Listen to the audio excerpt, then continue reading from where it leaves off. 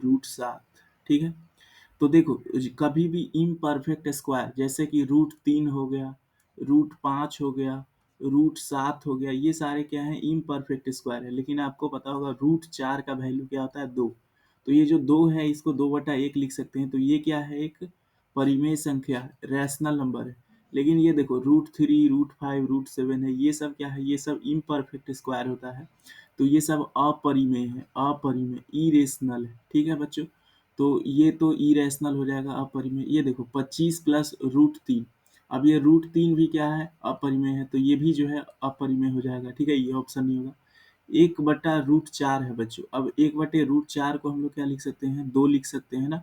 तो ये क्या है हमारा एक परिमेय संख्या जो ये है, ठीक है। यहाँ देखो ये √3 से मल्टीप्लाई हो रहा था, तो ये भी जो था वो गलत हो जाता है, ठीक है। चलिए अगला सवाल हमसे बोला जा रहा है, if M is an integer then the form of every odd integer is, मतलब कि एम जो है एक पूर्णांक है तो प्रत्येक विषम पूर्णांकों का रूप क्या होगा। तो मान लो बच्चों एम जो है क्या है एक पूर्णांक है ना। तो मान लो 2m, अगर ये 2m रहेगा, 2m रहेगा तो ये 2 से भाग लगेगा। ये क्या लगेगा बच्चों, 2 से भाग लगेगा, तो ये क्या हो जाएगा सम संख्या। लेकिन अगर हमको इसको विषम बनाना है, इसे विषम बनाना है, तो इसमें एक क्या कर देंगे बच्चों, ऐड कर देंगे, तब जो है ये संख्या क्या हो जाएगी, विषम हो जाएगी। तो 2m+1 जो है वो फॉर्म होता है विषम संख्याओं का, ठीक है। अगला है, निम्नलिखित में से किसका दशमलव प्रसार शांत है, मतलब कि किसका जो है टर्मिनेटिंग डेसिमल है। अच्छा बच्चों, टर्मिनेटिंग जो डेसिमल होता है, जो प्रसार शांत डेसिमल होता है, वो कैसे आता है, नीचे जो है हमेशा 2 का पावर m इंटू 5 का पावर n के फॉर्म में रहना चाहिए। मतलब कि नीचे सिर्फ 2 और 5 का ही पावर रहना चाहिए, ऊपर कुछ भी रहे, ऊपर 7 रहे 8 रहे, हम लोग को उससे कोई मतलब नहीं। अगर हमको प्रसार शांत दशमलव लाना है तो नीचे क्या रहना चाहिए, 2 और 5 के फॉर्म में रहना चाहिए। तो देखो 91 क्या है, 13 सतह 91, तो नीचे 2 और 5 आ रहा है नहीं, तो ये क्या है टर्मिनेटिंग नहीं होगा। ये नीचे 23 है तो ये भी टर्मिनेटिंग नहीं होगा। देखो नीचे क्या है 80 है बच्चों, 80 को हम लोग कैसे लिख सकते हैं, 16 गुने में 5, 16 गुने में 5। अब बताओ बाबू, 17/16 गुने में 5 है। आप जो है जब 16 को लिखोगे तो 2 का पावर 4 होता है, 16 का होता है 2 के पावर 4, और ये हवा बबुआ 5 के पावर 1 है ना 17। तो देखो ये इस फॉर्म में आ गया, 2 का पावर m और 5 का पावर n। तो यही क्या है हमारा प्रसार शांत जो है दशमलव है, ठीक है बच्चों। चलिए अगला सवाल बोला जा रहा है क्या, कि इस चीज को जो है हमें किस में बदलना है, फ्रैक्शन में बदलना है, 0.87 है। तो सबसे पहले हम जो है x इज इक्वल टू मान लेंगे क्या बच्चों, 0.8777। ये क्या है, चलते जा रहा है, चलते जा रहा है, ये ऊपर बार लग गया, मतलब ये 7 जो है कभी खत्म नहीं होगा, ठीक है। अब जब हम लोग क्या करेंगे 10x करेंगे बच्चों, इधर 10 से गुना करेंगे तो उस तरफ भी 10 से गुना करना पड़ेगा। तो ये जो 10 से गुना करेंगे तो 8 जो है ये इस तरफ आ जाएगा, ठीक है बच्चों। 8 किस तरफ आ जाएगा, इधर आ जाएगा, ठीक है। या फिर पहले हम इसको 100x से गुना करके देखते हैं। क्या करते हैं बच्चों, 100x से गुना करके देखते हैं, ठीक है। 100x से पहले हम लोग 100x का वैल्यू निकालेंगे, ठीक है, 100x का। तो क्या आ जाएगा 87 इधर आ जाएगा, और फिर 7 7 7 7 चलते जाएगा, ठीक है बच्चों। अगर फिर हम लोग 10x का वैल्यू निकालेंगे, 10x, तो ऊपर वाले में 10 से गुना करोगे तो 8.7777 चलते जाएगा, है ना। अब बच्चों माइनस करके देखते हैं, पहले वाले इक्वेशन में से दूसरे वाले इक्वेशन को माइनस करते हैं। तो 100x में से 10x जाएगा तो कितना बचेगा, 90x बराबर में देखो 87 में से 8 जाएगा तो कितना बचेगा, 17 में से 8 जाएगा तो 9 बचेगा, है ना। मतलब कि 79 जो है वो सही उत्तर आ रहा है। तो x का जो वैल्यू रहेगा वो क्या हो जाएगा, 79/90 जो है ये सही उत्तर आएगा, ठीक है, 79/90, ऑप्शन सी। अगला सवाल क्या बोला जा रहा है देखिए, 540 बराबर 2 का पावर x, 3 का पावर y और 5 का पावर z है। तो बच्चों सबसे पहले हम लोग 540 को क्या करेंगे, प्राइम फैक्टराइजेशन करेंगे। ऐसे आपको प्राइम फैक्टराइजेशन करना है, 2 से भाग देंगे तो 27 दूना 54 होता है, 270 आएगा। फिर 2 से भाग दोगे तो 1 35, ठीक है। फिर 3 से भाग दे के देखेंगे, ठीक है। तो 4 तिहाई 12, 5 तिहाई 15, फिर 3 से भाग दोगे तो 15, फिर 3 से भाग दोगे तो 5 आएगा, है ना बच्चों। तो आप देख सकते हो कि यहाँ पे जो 540 है उसके बराबर क्या है, 2 का पावर जो है बच्चों 2 है, और जो हमारा 3 है उसका पावर 3 है, और 5 का पावर जो है बच्चों 1 है। अब हमसे क्या पूछ रहा है, x का यहाँ पे मान क्या है। तो देखो x के जगह पे यहाँ पे 2 का पावर x था, लेकिन यहाँ पे 2 का पावर क्या है, 2, तो मतलब x का मान 2 है, y का मान 3 है, और जो z का मान है वो 1 है बच्चों, है ना। तो 2 + 3 - 1 कितना आएगा, 4 आएगा। तो ऑप्शन ए जो है वो क्या हो जाएगा बच्चों, सही हो जाएगा। निम्नलिखित में से अपरिमेय संख्या है। अपरिमेय संख्या कौन है, अपरिमेय संख्या वो होगा, जैसे देखो 441 का अगर आप रूट करोगे तो ये 21 आ जाएगा, और 21 क्या है, 21/1 एक परिमेय संख्या। रूट 13 और रूट 13 को मल्टीप्लाई करोगे तो सिर्फ 13 आ जाएगा, ये एक परिमेय संख्या है।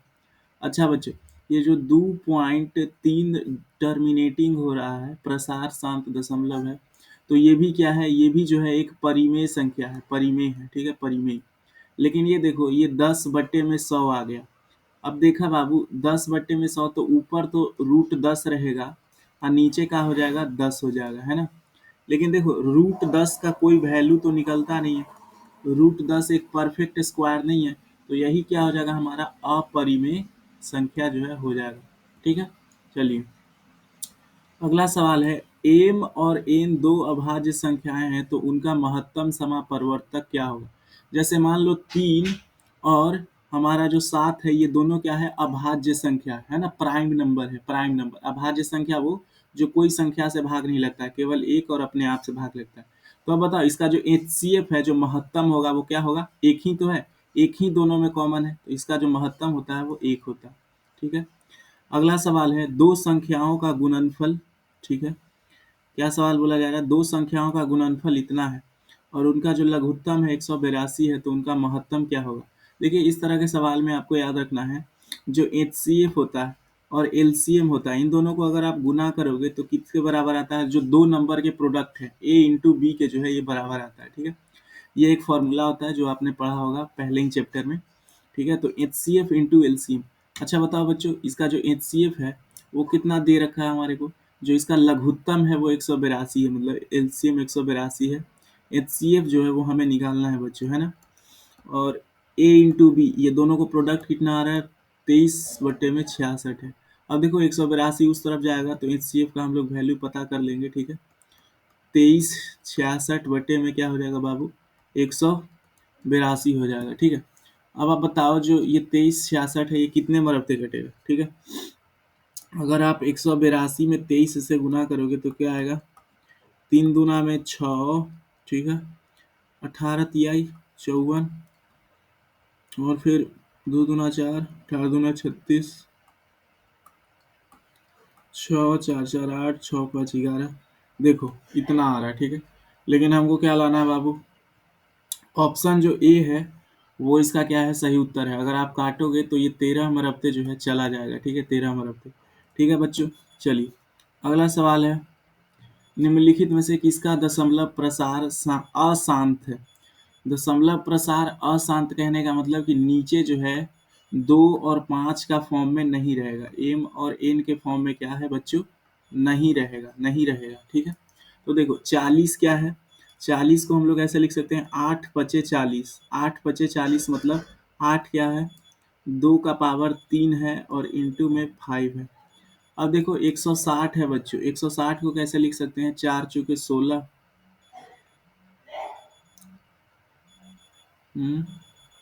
32 गुने ये 5 है, क्या है बच्चों, ये 32 गुने में 5 है। ये जो 160 है इसको 32 गुने में 5 लिख सकते हैं। अच्छा बताओ 32 को क्या लिख सकते हैं, 2 का पावर 5 इंटू में 5 का पावर 1, तो फिर से ये वही फॉर्म में आ गया।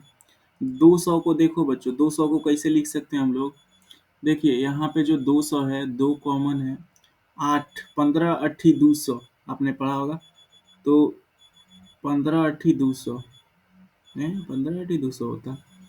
देखो ना 100 को कैसे लिख सकते हैं, 20 गुने में 5, है ना। तो यहाँ हो क्या रहा है, 20 गुने में 5, तो इसको लिख सकते हैं 4 गुने में 5 इंटू 5, है ना। तो क्या है, 2 का पावर 2 है और 5 का पावर जो है बच्चों 2 है। तो ये सारे जो हैं ए बी और सी, ये सब क्या है, दशमलव प्रसार शांत है, हमें अशांत बताना था, तो यही है। क्योंकि देखो ये 441 नीचे आ रहा है, तो ये क्या है 21 गुने में 21। अब नीचे 2 और 5 तो आ नहीं रहा है, ठीक है। चलिए अगला सवाल है, यदि P is equal to A B Q, Q is equal to इतना, तो पी क्यू धनात्मक पूर्णांक तथा ए बी अभाज्य संख्याएं हैं, तो पी क्यू का लघुत्तम बताओ। अच्छा भाई, पी क्यू का लघुत्तम हमें बताना है। क्या बताना है बाबू? हमें लघुत्तम बनाना है, एलसीएम। आपको पता है एलसीएम में हमेशा जो है मैक्सिमम पावर लिया जाता है, ज़्यादा से ज़्यादा पावर।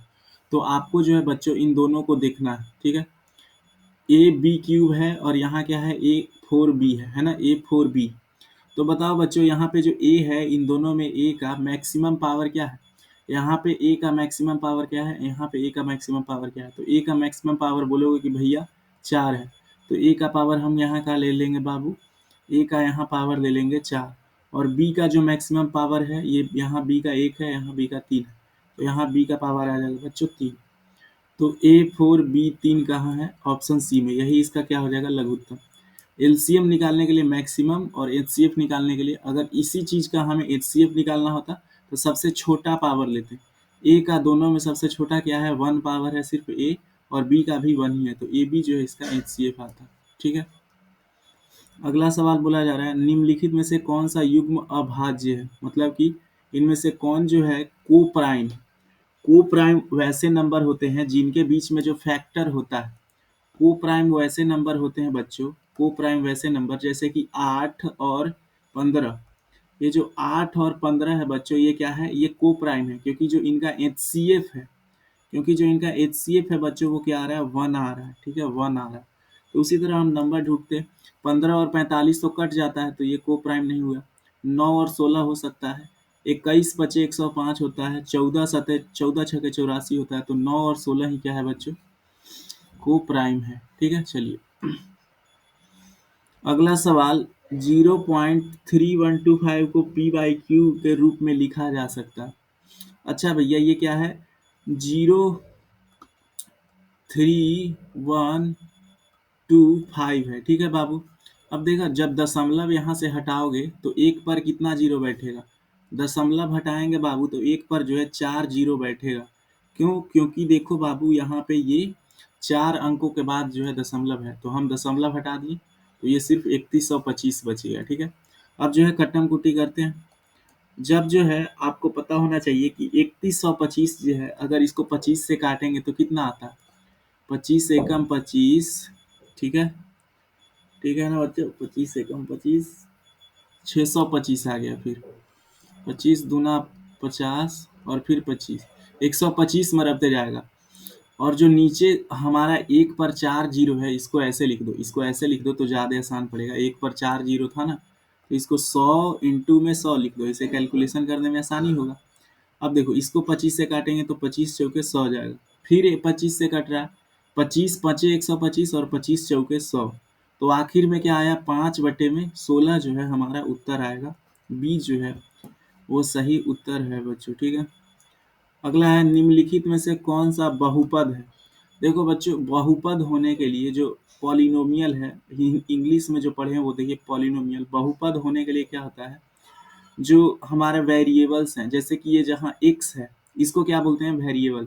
तो x का जो पावर रहना चाहिए, जो x का पावर रहना चाहिए, वो हमेशा क्या रहना चाहिए? होल नंबर रहना चाहिए, होल नंबर, होल नंबर रहना चाहिए। मतलब कि x का पावर या तो 0 हो सकता है, या तो 1 हो सकता है, या तो 2 हो सकता है, या फिर ऐसे कहीं। लेकिन अगर x का पावर 1/2 है तो ये गलत है, ये जो है कभी भी बहुपद नहीं होगा। ठीक है। तो देख लेते हैं। यहाँ देखो बच्चों, एक्स स्क्वायर और √2x है। क्या है? √2x है। अब देखो जो √2x है बाबू, इसके x तो अंदर है रूट के, है ना? x क्या है? रूट के अंदर है। और आपको पता है जब भी रूट होता है उसका मतलब होता है x का पावर 1/2। रूट का मतलब ये होता है ना, x का पावर 1/2। तो यहाँ पर जो है ये पॉलिनोमियल नहीं होगा, बहुपद नहीं होगा। ये होगा क्या? अच्छा बाबू देखा, नीचे में x चला गया। कहाँ है? नीचे में x है। अगर x को हम ऊपर में लाना चाहें तो x प्लस में 6 इंटू एक्स का पावर क्या कर देंगे? -1। एक्स का पावर -1 ही तो रहता है, तो 1/x लिखते हैं, है ना? एक्स का पावर -1 रहता है, तभी तो हम लिखते हैं ऐसे। तो बताओ x का पावर -1 आ गया, तो हम क्या बोले थे कि सिर्फ पूर्णांक संख्या रहना चाहिए, होल नंबर। ये -1 कहाँ से आ गया, तो ये भी गलत हुआ। यहाँ देखो एक्स क्यूब एक्स स्क्वायर और ये कुछ भी रहे, सी वाला कांस्टेंट कुछ भी रहे, तो यही क्या है, हमारा एक बहुपद है। ये बहुपद हमें मिल गया। अगला सवाल है, इसका जो है हमें घात निकालना है, घात। तो बच्चों घात जो है कैसे निकालते हैं, जो x का मैक्सिमम पावर रहता है, जो x का जो मैक्सिमम पावर रहता है, ज्यादा से ज्यादा कितना x का पावर रह सकता है, उसी को हम लोग क्या कहते हैं, घात। तो देखो जब एकरा पूरा गुणा करने के फायदा नहीं है, खाली x आ x के गुणा कर दो तो हमारा बहुपद का जो घात है वो निकल जाता है। x आ x को गुणा करेंगे तो क्या आएगा, x के पावर 4। यही का है, इसका मैक्सिमम पावर है, तो x का पावर 4 क्या हो जाएगा, इसका जो है डिग्री जो है वो हो जाएगा।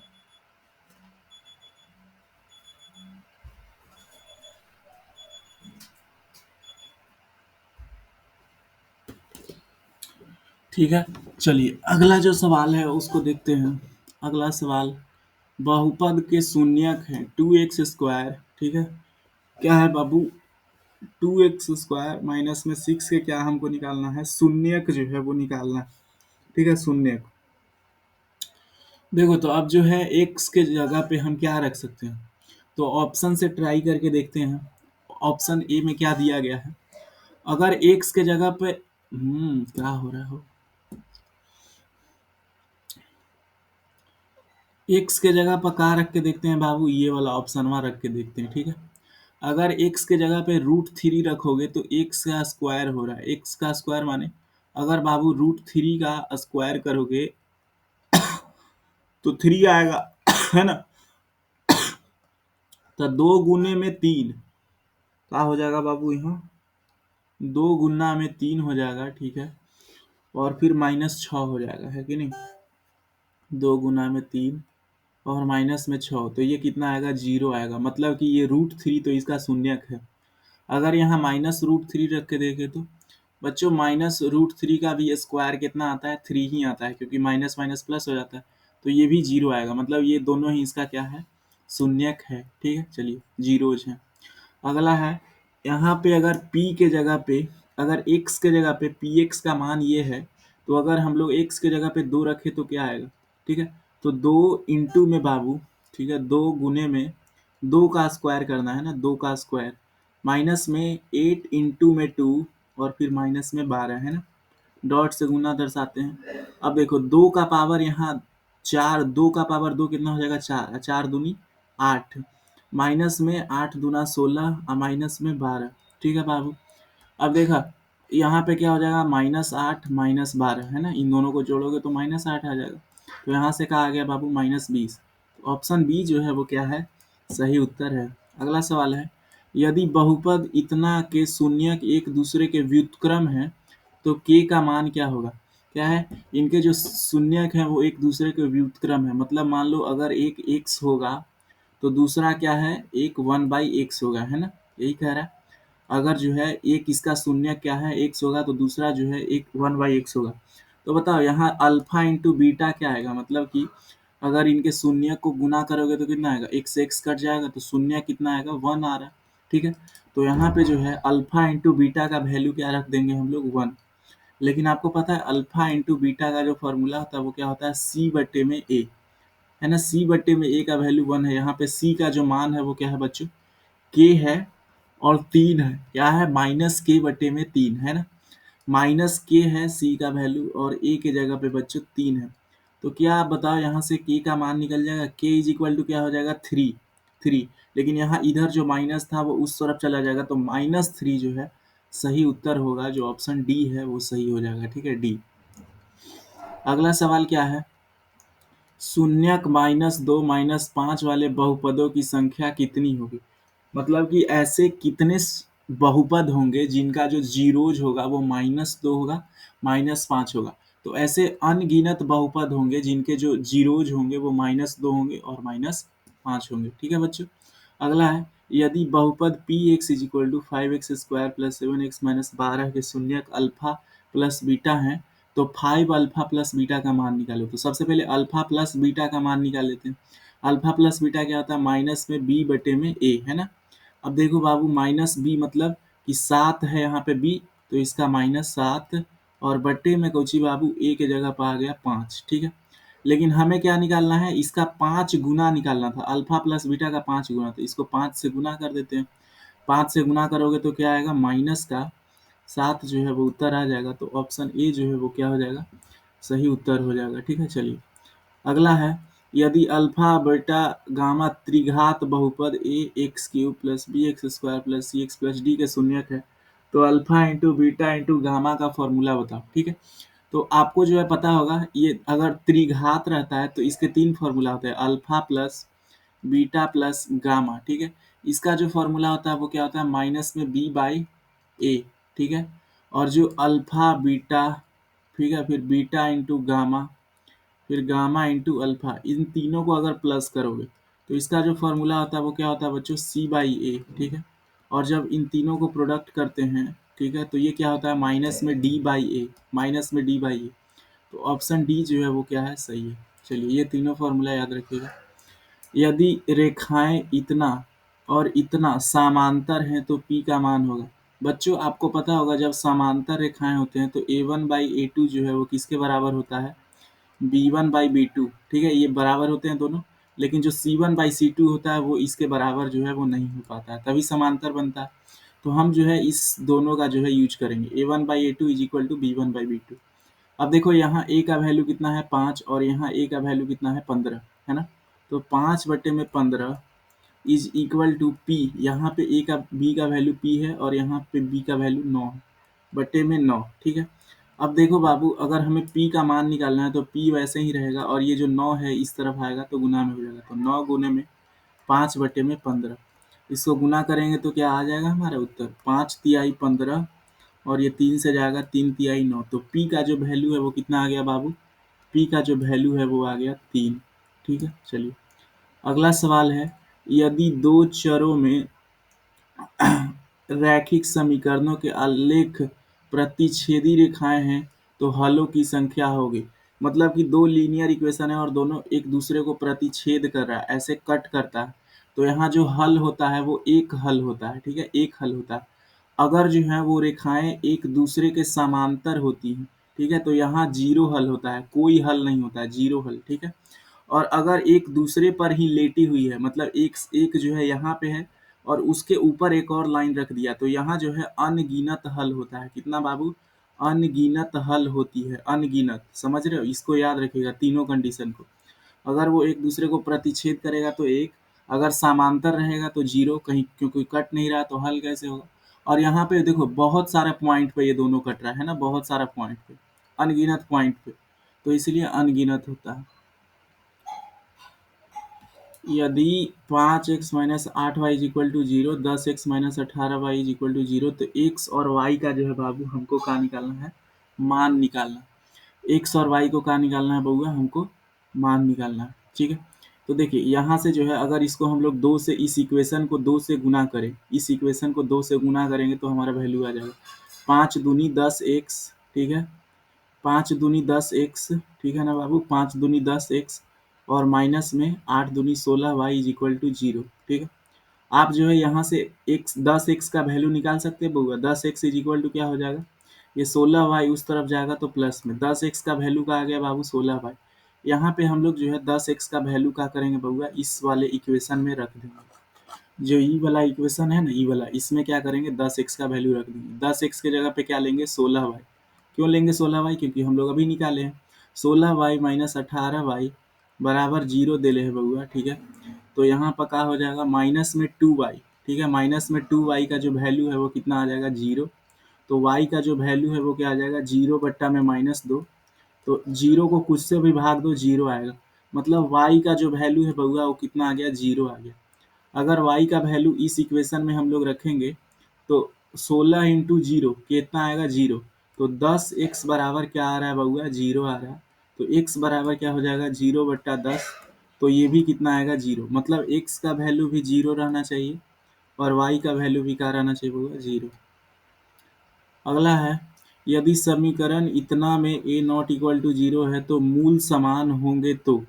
अगर मूल क्या है बाबू, समान है, मूल जो है वो क्या है बच्चों, समान है, ठीक है। देखिए इंग्लिश वालों के लिए, if the equation A X square plus B X plus C has equal roots then C, जब भी इक्वल रूट्स होता है तो जो डी का वैल्यू होता है, डी डिस्क्रिमिनेंट जिसको बोलते हैं, डी का वैल्यू क्या होता है, बी स्क्वायर माइनस में 4ac, ये डी का वैल्यू क्या होता है बाबू, जीरो हो जाता है जब समान रूट्स होते हैं, ठीक है। तो बी स्क्वायर मतलब इसका वैल्यू जीरो हो गया, तो हमें बताना है सी का मान क्या आएगा, है ना, सी का मान। अब देखा बउआ बी स्क्वायर बराबर क्या हो जाएगा, अगर ये 4ac उस तरफ चला जाएगा तो 4ac। अगर हमें सिर्फ c का मान निकालना है तो देखो ये 4a जो है इस तरफ गुना में था, इस तरफ आएगा तो भाग में हो जाएगा, तो बी स्क्वायर बटे में 4a। तो c का मान का आया बउआ, बी स्क्वायर बटे में 4a जो है आ गया, ठीक है। अगला है, निम्नलिखित में से कौन सा द्विघात समीकरण नहीं है, मतलब हमें चेक करके बताना है कौन जो है द्विघात समीकरण नहीं है। बच्चों द्विघात समीकरण कौन नहीं रहेगा, जो ए एक्स स्क्वायर, ठीक है, A X square plus B X plus C के फॉर्म में जो है वो नहीं रहेगा। इस फॉर्म में रहेगा तो समझिए कि वो क्या है, द्विघात जो है समीकरण है, क्वाड्रेटिक इक्वेशन है, ठीक है। चलिए देख लेते हैं कौन नहीं है। यहाँ पे जो है मैक्सिमम पावर उसका 2 रहना चाहिए, तो हम समझ लेंगे कि क्या है वो, एक द्विघात समीकरण है। देखो इसको जो है हम लोग गुना करेंगे तो क्या आएगा, एक्स प्लस टू का होल स्क्वायर क्या हो जाएगा, एक्स स्क्वायर ए प्लस बी के फॉर्मूला पर एक्स स्क्वायर प्लस में 2 का होल स्क्वायर करोगे तो 4 प्लस में 2ab मतलब 4x आएगा, है ना, 2 दूना 4x, ठीक है। और इस तरफ देखें बच्चा तो ये क्या आ जाएगा, 3x स्क्वायर, ठीक है, 3x स्क्वायर ये वाला इस तरफ माइनस में 12, ठीक है। अब देखो इसको जब सॉल्व करोगे तो ये जो 3x स्क्वायर है अगर इस तरफ आ जाएगा तो ये क्या हो जाएगा, माइनस का 2x स्क्वायर हो जाएगा, है ना। क्यों, क्योंकि ये जो प्लस का एक्स स्क्वायर इधर था और माइनस का 12 इस तरफ आएगा, प्लस में 4x और 12 इस तरफ आएगा तो क्या हो जाएगा, माइनस का प्लस का 16 हो जाएगा, ठीक है। तो ये देखो ये एक क्वाड्रेटिक इक्वेशन है, क्यों, क्योंकि देखो x का मैक्सिमम पावर 2 है, तो ये एक द्विघात समीकरण है। हमसे क्या पूछा जा रहा है, नहीं है, नहीं पर ध्यान दीजिए। यहाँ पे बच्चों अगर देखें तो ये भी द्विघात समीकरण के होगा, क्यों बाबू, कहा कि देखो जब ये इस तरफ आएगा x जो है इस तरफ आएगा तो क्या हो जाएगा, माइनस का 2x स्क्वायर हो जाएगा, ठीक है, और फिर प्लस में 4x और माइनस में 7 हो जाएगा। तो यहाँ भी देखो x का पावर क्या है, 2 है, तो ये भी जो है द्विघात समीकरण है। ई इसको देख लेते हैं, ई वाले को, ठीक है, इसको देख लेते हैं बाबू। यहाँ इसको देखिए √2x और -3 बोल रहा है, ठीक है। तो देखो √2x का स्क्वायर कितना होता है, √2 का स्क्वायर 2x स्क्वायर हो जाएगा, ठीक है। और 9 का स्क्वायर कितना हो जाएगा, 3 का स्क्वायर 9 होता है -3 का, और माइनस में 2ab मतलब कि 2 √2 इंटू में √2x इंटू में 3 कर देंगे, है ना, is equal to 2x square plus में 4, है ना। ये भी देखो यहाँ पे जो 2x स्क्वायर है, 2x स्क्वायर और 2x स्क्वायर क्या हो रहा है बच्चों, कैंसिल हो जा रहा है। तो देखो यहाँ जो x का पावर है वो मैक्सिमम 1 ही बच रहा है ना, यही तो सिर्फ x का पावर है और कहीं x का पावर नहीं है, तो इसीलिए जो ऑप्शन सी है ये द्विघात समीकरण नहीं हो। x का पावर क्या है बच्चों, मैक्सिमम 2 रहना चाहिए द्विघात समीकरण में, ठीक है। चलिए अगला सवाल है क्या, कि यदि द्विघात समीकरण का एक मूल 3 है तो इसका दूसरा मूल होगा, ठीक है। ये सवाल देखिए 26 सवाल, अगर इसका एक मूल कितना है बच्चों, 3 है, अगर इस वाले का जो एक मूल है बच्चों वो कितना है, 3 है, तो इसका जो दूसरा मूल होगा वो क्या होगा। तो हम लोग ऑप्शन से चलते हैं बाबू, ऑप्शन से चलते हैं, एक्स का वैल्यू रख के देखते हैं। अगर बउआ अगर x का वैल्यू -3 रख के चलेंगे तो क्या होगा, -3 का स्क्वायर करना पड़ेगा और फिर -7 गुने में -3, है ना, और प्लस में 12 करना होगा, देखते हैं जीरो आता है कि नहीं। -3 का स्क्वायर कितना होता है, 9 प्लस का, और ये हो जाएगा 7 या 21, लेकिन वो भी किस चीज़ में, प्लस में, ठीक है, और प्लस में 12। देख रहे हो बाबू ये जो है माइनस रखे तब तो नहीं हो रहा है, ठीक है। अब जो है +4 रख के देखते हैं, 4, तो देखो 4 का स्क्वायर हो जाएगा, x की जगह पे 4 रख के देखते हैं, माइनस में 7 इंटू में 4 और प्लस में 12, है ना। अब देखो 4 का स्क्वायर कितना होता है बउआ, 16 होता है, और ये माइनस का 28 प्लस में 12। अब देखो 16 और 12 को जब जोड़ोगे तो क्या आएगा, 28 माइनस 28, तो ये वैल्यू कितना आ रहा है, 0, मतलब जो 4 है वही हमारा क्या है बच्चों, सही उत्तर है, यही इसका दूसरा जो है वो मूल है, ठीक है। अगला सवाल है, यदि द्विघात समीकरण x square plus p x plus q equal to zero, p तथा क्यू हो, इसका मूल क्या है, पी क्यू। तो पी प्लस क्यू का फॉर्मूला क्या होगा, तो हमें क्या है, मूलों का जो है वो सम निकालना है, जोड़ निकालना है ना, कितना होगा। तो इसका फॉर्मूला क्या होता है, माइनस में बी बटा ए। यहाँ देखो बउआ, बी के जगह पर का है, पी है ना, बी के जगह पर पी है, तो माइनस में पी हो जाएगा। और ए मतलब वन है ना, वन है कि नहीं, वन। तो अब जो है पी प्लस क्यू का जो वैल्यू है बउआ, ठीक है, कितना आ रहा है, माइनस पी बटे वन आ रहा है कि नहीं। यदि द्विघात समीकरण इतना के मूल पी तथा क्यू है, तो पी प्लस क्यू क्या होंगे, है ना, यही पूछ रहा था। तो माइनस बी बटे में ही कर दिए, माइनस बी मतलब कि पी प्लस में जो क्यू है उसका वैल्यू का आ रहा है बउआ, माइनस पी आ रहा है, ठीक है। तो हमसे पी प्लस क्यू का वैल्यू पूछ रहा है। देखो, ये थोड़ा उल्टा पुल्टा सवाल है, यहाँ पे अब हमको जो है वैल्यू मन से रखना पड़ेगा। मन से क्या करना पड़ेगा बउआ, वैल्यू जो है वो रखना पड़ेगा। देखो, अगर हमको जो है यहाँ क्या लाए कि माइनस में उत्तर है ना, माइनस में उत्तर है, तो हम कहेंगे बच्चों कि अगर जो है मान लो हमको यहाँ माइनस वन लाना, तो यहाँ क्या रख दो, दो रख दो और यहाँ माइनस वन रख दो, ठीक है। दो माइनस वन बराबर माइनस वन आएगा, है कि नहीं। देखो फिट आ रहा है, ये हम मन से बैठे हैं, आपको भी मन से बैठाना होगा एग्जाम। क्यू के जगह पे मान लो दो रख दो और पी के जगह पे माइनस वन रख दो, दो में से माइनस वन जाएगा तो क्या बचेगा, यहाँ दो में से माइनस वन जाएगा तो कितना बचेगा, ठीक है। यहाँ जीरो रख दो, ठीक है, जीरो जीरो जीरो रख दो, तब सोचो, ठीक है। माइनस वन प्लस में जीरो की इक्वल टू कितना आएगा, माइनस वन। तो पी प्लस क्यू का वैल्यू कितना आ रहा है, पी प्लस क्यू का वैल्यू जो है यहाँ से माइनस वन जो है वो आ रहा है, ठीक है, माइनस वन। चलिए अगला सवाल है, अगला सवाल है, द्विघात समीकरण थ्री एक्स स्क्वायर माइनस में तेरह एक्स प्लस दस का विविक्तिकर क्या है, मतलब कि डिस्क्रिमिनेंट हमें निकालना है, विविक्तिकर डी का वैल्यू निकालना है। तो डी इज इक्वल टू क्या होता है, बी स्क्वायर माइनस में फोर ए सी, बी स्क्वायर कहने का मतलब माइनस तेरह का स्क्वायर करना होगा, ठीक है। और फिर फोर ए सी कहने का मतलब फोर इंटू में तीन इंटू में दस, है ना। तेरह का स्क्वायर माइनस तेरह का स्क्वायर प्लस में आएगा, माइनस माइनस गुना होगा तो 169 माइनस में, देखो चार तिहाई बारह, 120, ठीक है। जब हम लोग इसको माइनस करेंगे तो कितना आ जाएगा, 49 जो है उत्तर आएगा, वो भी प्लस होगा 49। इसका क्या बोला जा रहा है, 29 सवाल, द्विघात समीकरण x two x plus five के मूलों का गुणनफल है।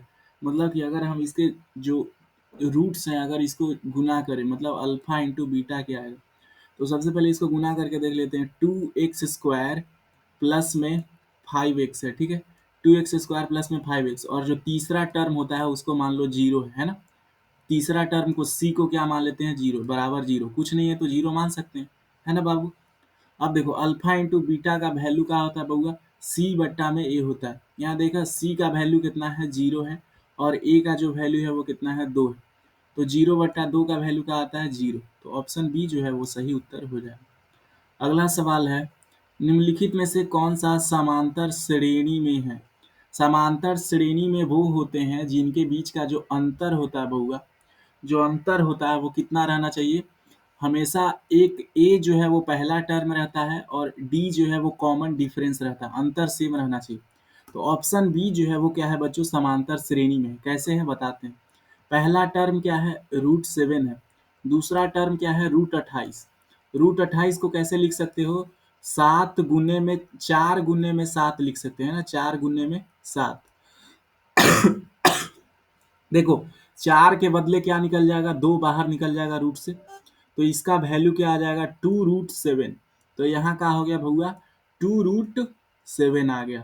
फिर देखा तिरसठ है, तिरसठ को क्या लिख सकते हैं बउआ, तिरसठ को लिख सकते हैं नौ गुने में रूट सात, है ना, नौ गुने में रूट, अरे बउआ रूट के अंदर नौ गुने में सात तो लिख ही सकते हैं ना, नौ गुने में सात, तो नौ सते कितना होता है, तिरसठ होता है कि नहीं, नौ सते तिरसठ। अब देखो यहाँ नौ के बदले क्या निकल जाएगा, तीन जो है वो बाहर निकल जाएगा, तो थ्री रूट सेवन आएगा, है ना, थ्री रूट सेवन। और उसी तरह जब आप 112 को करोगे तो ये क्या है बउआ, 16 गुने में सात है, तो चार रूट सेवन निकलेगा। और इसी तरह से जो है ये आगे चलते जा रहा है। तो देखो यहाँ पे जो पहला टर्म है ए का वैल्यू है वो कितना है बाबू, रूट सेवन है। और अगर आप इसमें से माइनस करो, 2√7 में से अगर हम लोग सिर्फ √7 जो है बउआ माइनस करें, ठीक है, 2√7 में से क्या माइनस करें, सिर्फ √7 माइनस करेंगे तो क्या आएगा, -√7 करेंगे तो क्या आएगा बउआ, यहाँ जो है इसका जो उत्तर है वो √7 आ जाएगा, है कि नहीं, √7 आ जाएगा, √7। और यहाँ पर भी सब जो कॉमन डिफरेंस है वो सेम ही है, तो हम लोग का जो a का वैल्यू है और d का वैल्यू है मिल गया, मतलब यही क्या है हमारा समांतर श्रेणी में है, ठीक है, अरिथमेटिक प्रोग्रेशन में, ठीक है। चलिए अगला है समांतर श्रेणी 12, 10, 8 का कौन सा पद शून्य है, मतलब इसका कौन सा जो पद है, कौन सा टर्म जो है वो क्या है, शून्य है। तो इसका एक फॉर्मूला होता है an a प्लस में n-1 × d, है ना। पेन नहीं काम कर रहा है बढ़िया से मेरा, ठीक है, एक मिनट। इसका फॉर्मूला क्या होता है भैया, a प्लस में n-1 × d, ठीक है। देखो an के जगह पे क्या है, जीरो है, हमें जीरो ही तो बताना है, तो कौन सा पद जीरो है, तो जीरो जो पहला पद है उसका वैल्यू का है 12 है, ठीक है, n-1। अच्छा, कॉमन डिफरेंस कितना है, देखो 2 से 10 हो रहा है, -2, तो कॉमन डिफरेंस कितना है, -2 का, ठीक है बाबू। अब देखो आगे सॉल्व करोगे तो 12 और ये माइनस में 2n और प्लस में क्या हो जाएगा, 2 हो जाएगा। अब देखो ये जो माइनस में 2n था इस तरफ जब आएगा, जब ये LHS की तरफ आएगा तो इसका वैल्यू क्या हो जाएगा, 2n, और 12 और 2 को जोड़ोगे तो कितना आ जाएगा, 14। तो n का यहाँ से मान कितना आ जाएगा, 7, उधर जाएगा डिवाइड में, तो ये क्या है, सातवां जो पद है वो क्या होगा बच्चों, शून्य होगा, ठीक। अगला है समांतर श्रेणी -5, -1, 3, 7 का सर्वांतर है, मतलब कि यहाँ कॉमन डिफरेंस कितने का हो रहा है, तो बताओ बताओ बाबू, 3 और 7 के बीच में कितने का गैप है, 4 का गैप है। -1 और 3 के बीच में कितने का गैप है, 4 का, और -5 और -1 के बीच में कितने का गैप है, 4 का। तो यहाँ जो कॉमन डिफरेंस है वो क्या है, 4 है, -4 नहीं होगा, ठीक है, गलती से भी मत बताइएगा। अगला जो सवाल है, यदि समांतर श्रेणी का पहला पद a है और सर्वांतर d है और प्रथम n पदों का योगफल निकालना है, तो उसका फॉर्मूला क्या होता है, ये फॉर्मूला होता है। अगर हमें प्रथम n पदों का फॉर्मूला निकालना है तो n/2 इंटू में 2a प्लस n-1 × d, ये क्या होता है, हमारा जो सम है, जो उनके योगफल हैं इन पदों का, उसका जो है ये फॉर्मूला होता है, ठीक है, sum of nth term, n/2 2a plus में n-1 × d।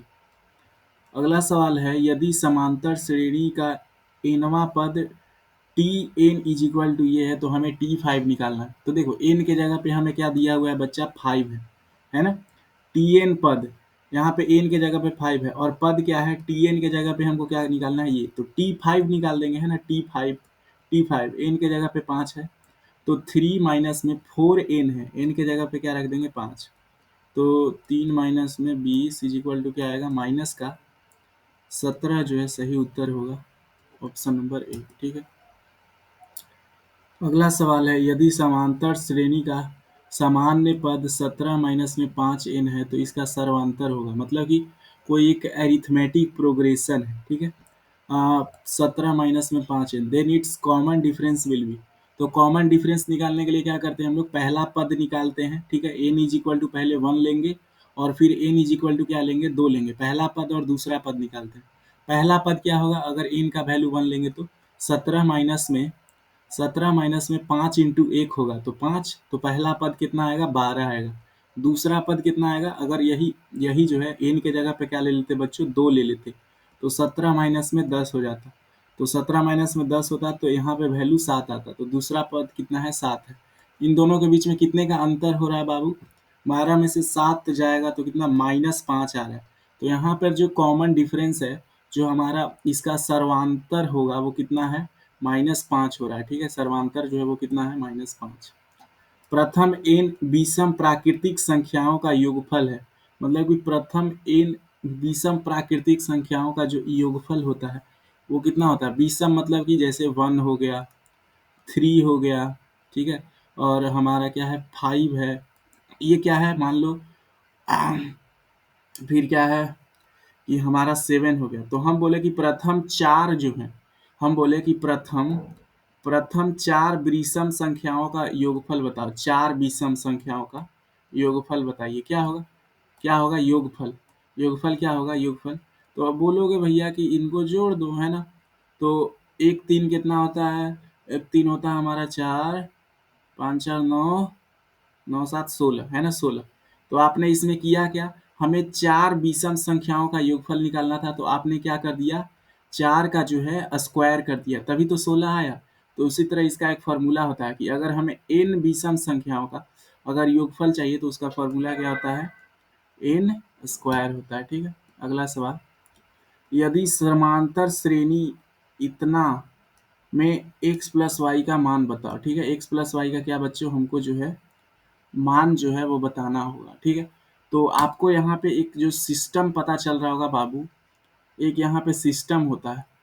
क्या सिस्टम होता है कि कॉमन डिफरेंस जो है हमेशा सेम रहेगा, मतलब कि इन दोनों में से अगर घटाएंगे कुछ भी, ठीक है, और इन दोनों में से अगर कुछ भी घटाओगे तो उसका जो मान है बउआ वो क्या आएगा? सेम आएगा। जो मान है वो क्या आएगा? सेम आएगा। मतलब कि अगर 18 माइनस एक्स करेंगे, 18 माइनस एक्स जो कॉमन डिफरेंस है वो तो सेम ही रहेगा। ये डी का वैल्यू है। 18 में से एक्स घटाए और वाई में से क्या घटाएंगे? -3। वाई में से कुछ ही घटाएंगे बउआ? -3, है ना? तो दोनों का जो कॉमन डिफरेंस है वो क्या रहेगा? सेम ही तो रहेगा। इसका एजा भी वैल्यू डी सर्वांतर ही निकल रहा है, यहाँ भी सर्वांतर ही निकल रहा है। तो इससे हम लोग जो है एक्स प्लस वाई का निकाल लेंगे। अब देखो बउआ, ये क्या हो जाएगा? y प्लस में 9 हो जाएगा और ये हो जाएगा 18 माइनस में x। ठीक है। अब देखो, ये x अगर उस तरफ जाएगा तो प्लस में हो जाएगा, तो x प्लस वाई हो जाएगा इधर, और ये 18 में से ये 9 इस तरफ आएगा तो माइनस में हो जाएगा। तो देखो बउआ क्या हो गया? 18 में से 9 जाएगा तो 9 बचेगा, तो x प्लस वाई का जो मान है वो कितना आ गया? 9 जो है वो सही उत्तर आया। ठीक है।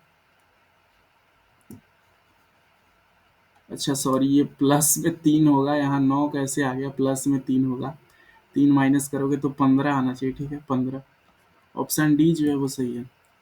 अगला बोला जा रहा है, ए और बी जो है वो क्या है? कॉम्प्लीमेंट्री एंगल है। मतलब ए और बी जो है वो क्या है बच्चों? एक पूरक कोण है। पूरक कोण मतलब जिनका जो योगफल होता है वो कितना होता है? 90 डिग्री। ठीक है। तो हमसे क्या पूछा जा रहा है? क्या जो है उल्टा होगा? तो आपने जो है त्रिकोणमिति के अंतिम अध्याय में पढ़ा होगा क्या, कि जो इनका जो साइन होता है, ठीक है, sine A is equal to क्या होता है? कॉस बी, है ना? और फिर बउआ tan A is equal to cot B होता है। Sec A is equal to cosec B होता है। आपने क्या पढ़ा होगा कि अगर मान लो ये दो जो है त्रिभुज हैं, दो त्रिभुज हैं, अगर ये 90 डिग्री है और ये ए है, ये बी है और ये कौची है बउआ? ए है। ठीक है, ए है, ए, और ये सी है। तो आपने पढ़ा होगा कि साइन ए बराबर कॉस बी होगा, और फिर कॉस बी हो गया, और फिर कॉस सेक ए, सेक ए, सेक ए बराबर का होगा? कॉसेक बी होगा, कॉसेक बी। और जो tan ए होता है वो किसके बराबर होगा? कॉट बी के बराबर होगा। ये जो है आपने अंतिम में जो है फॉर्मूला जो है वो पढ़ा होगा, है ना बाबू? अंतिम में फॉर्मूला पढ़े होंगे। तो ये कहाँ? ऑप्शन बी जो है वो सही उत्तर है। ठीक है। अगला बोला जा रहा है cos 90 माइनस थीटा कितना होता है? ये साइन थीटा होता है। ठीक है, ये फॉर्मूला है। cos 90 माइनस थीटा क्या आता है बच्चों? साइन थीटा जो है आता है। ठीक है। चलिए, अगला सवाल है, cos स्क्वायर 27 माइनस में साइन स्क्वायर 63 डिग्री जो है हमको करना है। अब देखो cos 27 को हम लोग कैसे लिख सकते हैं? cos स्क्वायर, अब देखो 27 को कैसे लिख सकते हैं? 90 माइनस में 63 डिग्री लिख सकते हैं कि नहीं? इसको यही के यही रहने दो, हम सिर्फ इसका बात कर रहे हैं। इसको हम लोग ऐसे लिख सकते हैं। और आपने जो है एक फॉर्मूला पढ़ा होगा, cos 90 minus theta is equal to क्या होता है? साइन थीटा, है ना? Sine theta. तो यहाँ पे क्या हो जाएगा? ये हो जाएगा sine square, sine square, sine square क्या हो जाएगा? 63 डिग्री, है ना? 63 डिग्री। ये पहले ये कॉस स्क्वायर 27 को हमने क्या बना दिया? Sine square 63।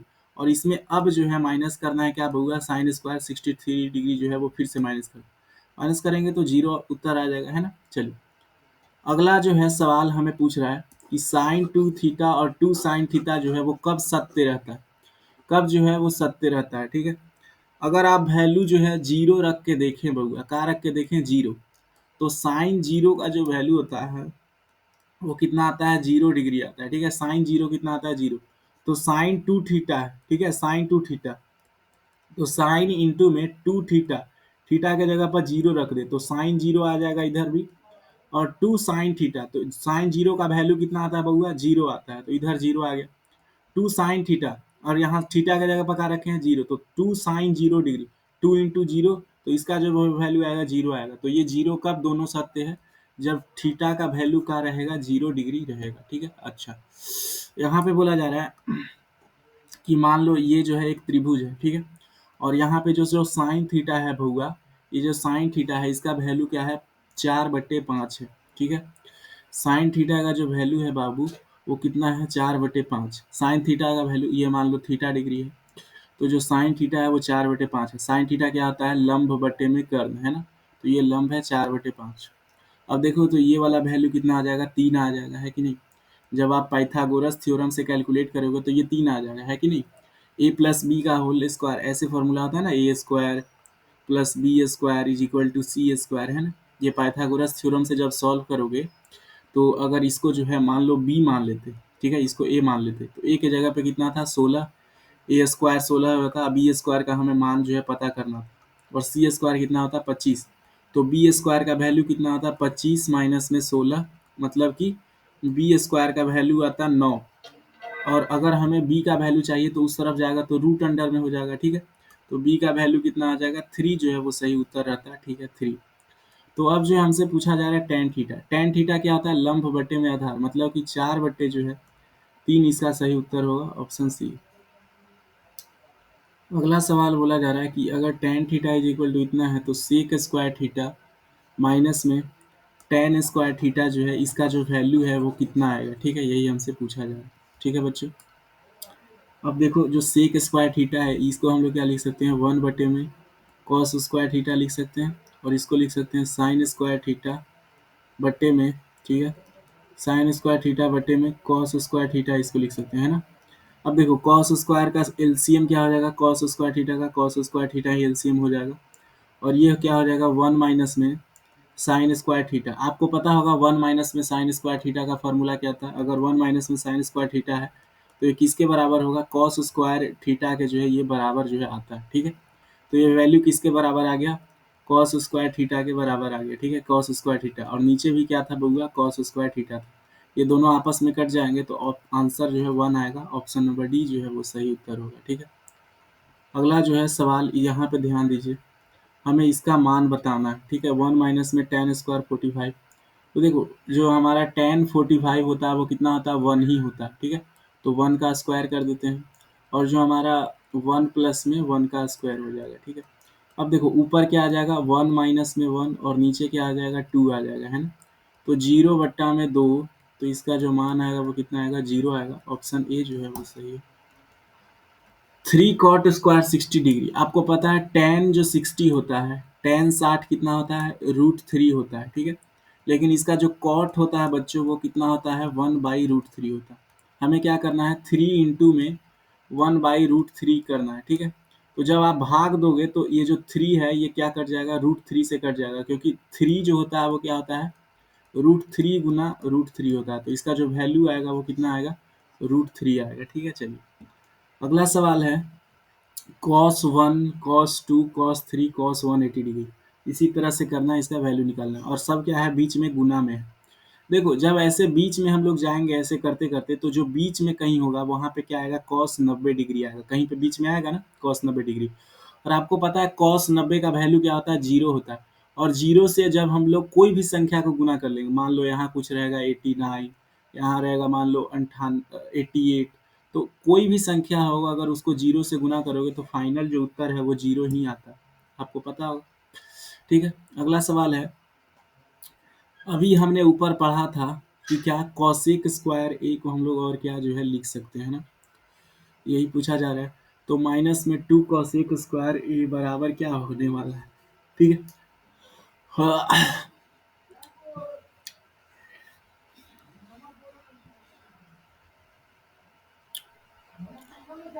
2 माइनस, ठीक है, 2 - 2 कॉसेक स्क्वायर ये है, तो यहाँ से हम लोग 2 जो है वो कॉमन लेंगे, ठीक है बच्चों, 2 कॉमन लेंगे तो क्या हो जाएगा, 1 माइनस में कॉसेक स्क्वायर ए हो जाएगा, है ना। 1 माइनस में कॉसेक स्क्वायर ए। और आपने जो है एक फॉर्मूला पढ़ा होगा 10th क्लास में ही, ठीक है। क्या फॉर्मूला पढ़ा होगा कि 1 माइनस में कॉसेक स्क्वायर ए, 1 माइनस में कॉसेक स्क्वायर ए का जो वैल्यू होता है वो कितना होता है बउआ, कॉट स्क्वायर ए के बराबर वैल्यू होता है, ठीक है। कॉट स्क्वायर ए के बराबर वैल्यू होता है, ये फॉर्मूला पढ़ा होगा अंतिम चैप्टर में, ठीक है। तो कॉट स्क्वायर ए हो जाएगा इतना की जगह पे, तो 2 कॉट स्क्वायर ए। ये कहाँ सब ऑप्शन सी जो है वो सही है, ठीक है।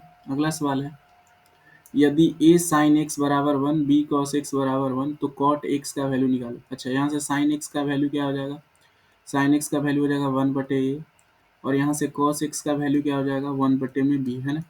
अब आपको पता है cot x का वैल्यू होता क्या है आखिरकार, cot x मतलब कि cos x बटे में sin x, है ना। अब देखो यहाँ पे क्या है, बट्टे कहने का मतलब डिवाइड ही तो है, तो 1/a, ठीक है, 1/b, 1/b है इसका वैल्यू, और ये क्या है 1/a में a। अब देखो जब ये पलटेगा तो उल्टा हो जाता है, 1/b इंटू में ये, जब ये a पलटेगा तो ये क्या हो जाएगा a/1 हो जाएगा। इसको सॉल्व करोगे बाबू तो क्या आएगा, a/b आएगा, ठीक है। तो ऑप्शन जो बी है वो सही उत्तर है। अगला सवाल है हमारे पास कि sine square 45 plus cos square 45। अच्छा बच्चों, जो साइन स्क्वायर साइन 45 होता है वो कितना होता है 1/√2 होता है ना। इसका हमें क्या करना है, स्क्वायर करना है। प्लस में कॉस स्क्वायर 45, कॉस भी इसका 1/√2 होता है, इसका स्क्वायर करना है। और माइनस में क्या है 1, देखो 1/√2 का स्क्वायर करोगे तो 1/2 आएगा, और 1/2 आएगा। जब हम लोग आधा और आधा को जोड़ते हैं तो ये टोटल मिल के कितना बनता है 1 बनता है। और इधर पहले से कितना था -1, 1 - 1 करोगे तो कितना आएगा, फाइनल आंसर जो है वो 0 ही आना है। तो ऑप्शन ए जो है वो क्या है, सही है बच्चों। 50 नंबर सवाल को झांकिए, इसमें क्या बोला जा रहा है, माइनस में tan स्क्वायर ए, ठीक है, 1 माइनस में साइन स्क्वायर ए, ठीक है। तो इसका जो वैल्यू है वो कितना जो है वो आएगा, यही पूछा जा रहा है। देखो बउआ, जो माइनस में tan स्क्वायर है ये है, tan स्क्वायर ए को हम लोग क्या लिख सकते हैं, माइनस में साइन स्क्वायर ए बटे में कॉस स्क्वायर ए लिख सकते हो, है कि नहीं, tan स्क्वायर ए को। और जो हमारा बाबू है, ये 1 माइनस साइन स्क्वायर ए ऊपर ही बताया, 1 माइनस में साइन स्क्वायर ए बराबर क्या होता है, 1 माइनस में साइन स्क्वायर ए बराबर क्या होता है, कॉस स्क्वायर ए, है ना। कॉस स्क्वायर ए होता है ना। तो ये देखो 1/cos स्क्वायर ए हो जाएगा, है ना, कॉस स्क्वायर ए। अब देखो बउआ, ये क्या हो गया हमारा, नीचे जो एलसीएम आ जाएगा कॉस स्क्वायर ए, और ऊपर क्या हो जाएगा हमारा 1 माइनस में साइन स्क्वायर ए, है ना।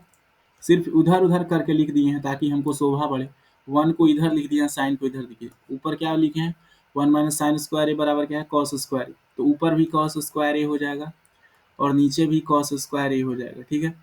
जब इनको आपस में कैंसिल करोगे तो कितना उत्तर आएगा, 1 आएगा। तो ऑप्शन नंबर बी जो है वो सही है, ठीक है। अगला सवाल देखिए बाबू, अगला सवाल में क्या बोला जा रहा है कि इसका जो है हमें वैल्यू निकालना है, ठीक है।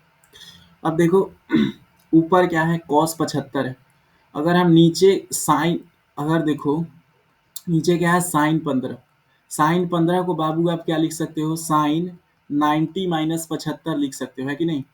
90 माइनस 75 लिख सकते हैं कि नहीं, आप बोलो, 90 माइनस 75 लिख सकते हो, हाँ सर।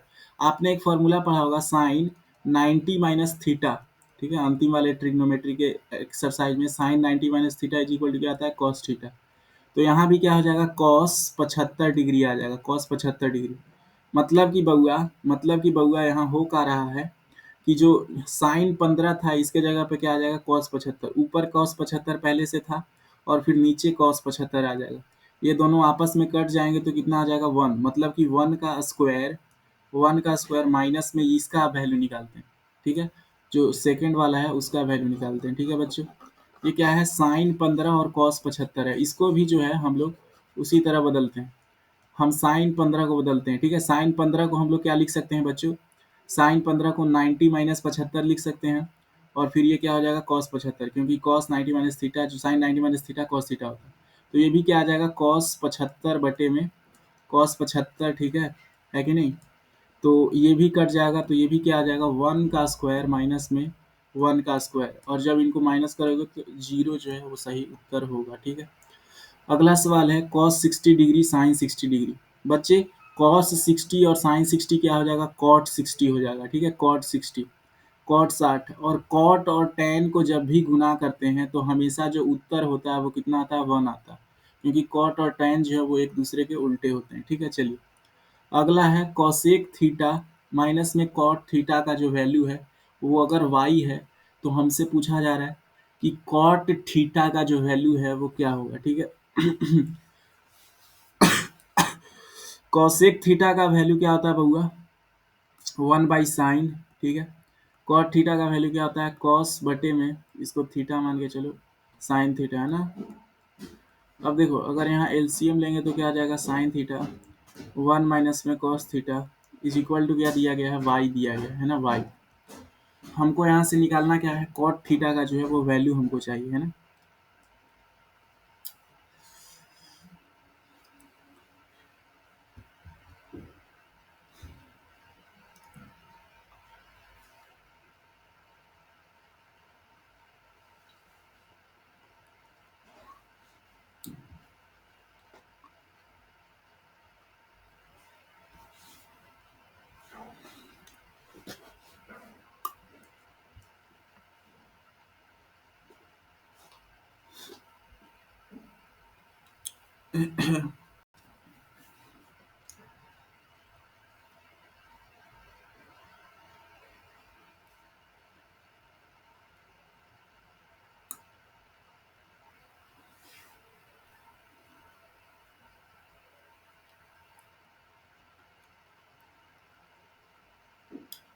दोनों तरफ क्या कर देते हैं हम लोग, वाई स्क्वायर जो है वो कर देते हैं। ठीक है, दोनों तरफ क्या कर देते हैं, स्क्वायर कर देते हैं, स्क्वायरिंग बोथ साइड। ठीक है, स्क्वायरिंग बोथ साइड हम लोग दोनों तरफ क्या कर देते हैं बच्चों, स्क्वायर कर देते हैं, तब क्या आता है, देखो 1 माइनस में कॉस का स्क्वायर करोगे तो 1 का स्क्वायर आएगा। ठीक है, फिर प्लस में कॉस स्क्वायर थीटा। ठीक है, कॉस स्क्वायर थीटा, फिर माइनस में क्या हो जाएगा, 2 कॉस थीटा, है ना, 2 कॉस थीटा इज, अब बट्टे में क्या हो जाएगा, साइन स्क्वायर थीटा। ठीक है, sine square theta is equal to क्या हो जाएगा, वाई स्क्वायर आएगा। ठीक है, वाई स्क्वायर। ठीक है, अब जो है आप जो है यहाँ पे देखो क्या आपको जो है मैचिंग मैचिंग हो रहा है। ठीक है, अगर हम यहाँ cos थीटा कॉमन ले तो कुछ हमें मिल रहा है क्या, हम्म? अगर हम यहाँ से क्या ले बाबू, cos थीटा कॉमन ले तो क्या मिल रहा है हमको, cos थीटा कॉमन लोगे तो क्या मिलेगा, अगर यहाँ से ऊपर में cos थीटा कॉमन लेंगे तो 1 माइनस में cos थीटा आ रहा है। ठीक है, 1 माइनस में cos थीटा आ रहा है। ठीक है, और फिर 1 प्लस में, हमको लग रहा है ये ऐसा सवाल जो है नहीं होना चाहिए, क्योंकि देखो यहाँ से आगे अब बढ़े तो बढ़े कैसे, हमको लग रहा है इस क्वेश्चन में कुछ और जो है होगा, शायद ये क्वेश्चन ही गलत प्रिंट हो गया है। ठीक है, चलिए अगला सवाल है, कॉसेक 30 डिग्री का हमें वैल्यू बताना। साइन 30 कितना होता है बउआ, साइन 30 जो होता है वो कितना होता है, 1/2 होता है। ठीक है, अब देखो कॉसेक 30 किसके बराबर होगा, कॉसेक 30 जो है वो हमारा सेक 30 के बराबर नहीं होगा, सेक 30 के बराबर नहीं होगा, सेक 60 के बराबर होगा। क्यों, क्योंकि देखो कॉसेक जो है वो कॉसेक थीटा किसके बराबर होता है, सेक 90 माइनस थीटा के बराबर होता है। ठीक है, सेक 90 माइनस थीटा। अब देखो यहाँ सेक जो है क्या हो जाएगा, अगर हम लोग 30 को लिखना चाहें तो क्या होगा, 90 माइनस में 60 डिग्री होगा, तो यहाँ से क्या आ जाएगा, सेक 60 डिग्री जो है वो सही उत्तर आएगा। ठीक है, ऑप्शन बी। अगला सवाल है, यदि 2 cos 3 theta is equal to 1 है तो थीटा थीटा का जो मान है वो कितना होगा। ठीक है, तो हम कहेंगे बउआ थीटा का मान जो है हमको कितना जो है लाना है। ठीक है,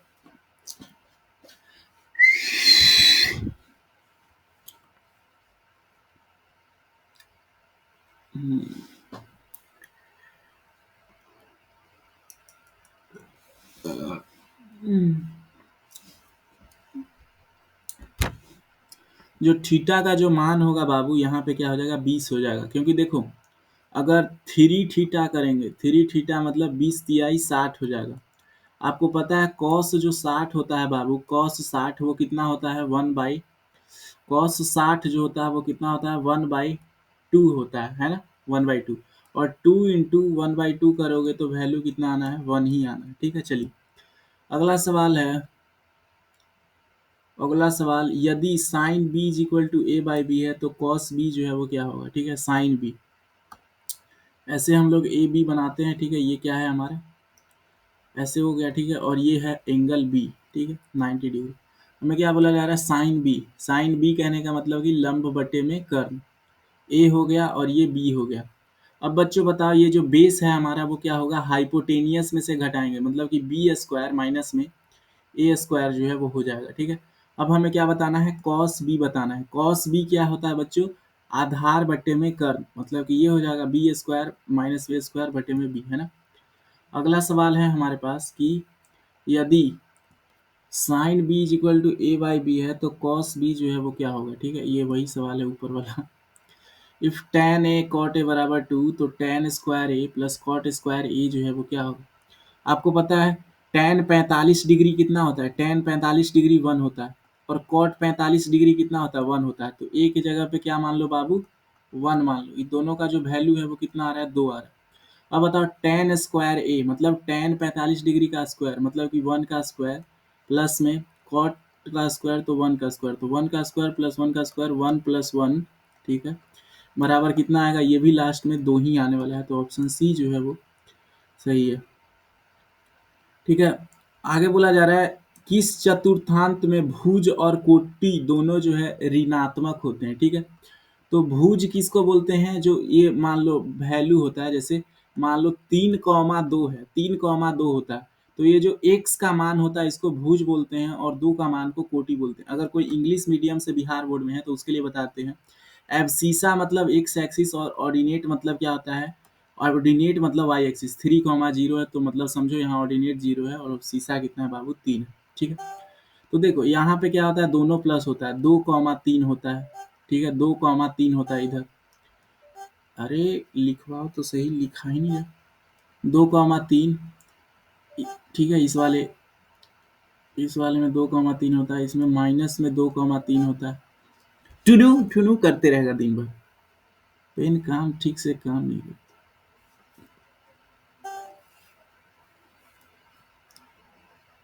काम करो, 1 मिनट, सॉरी बॉयज।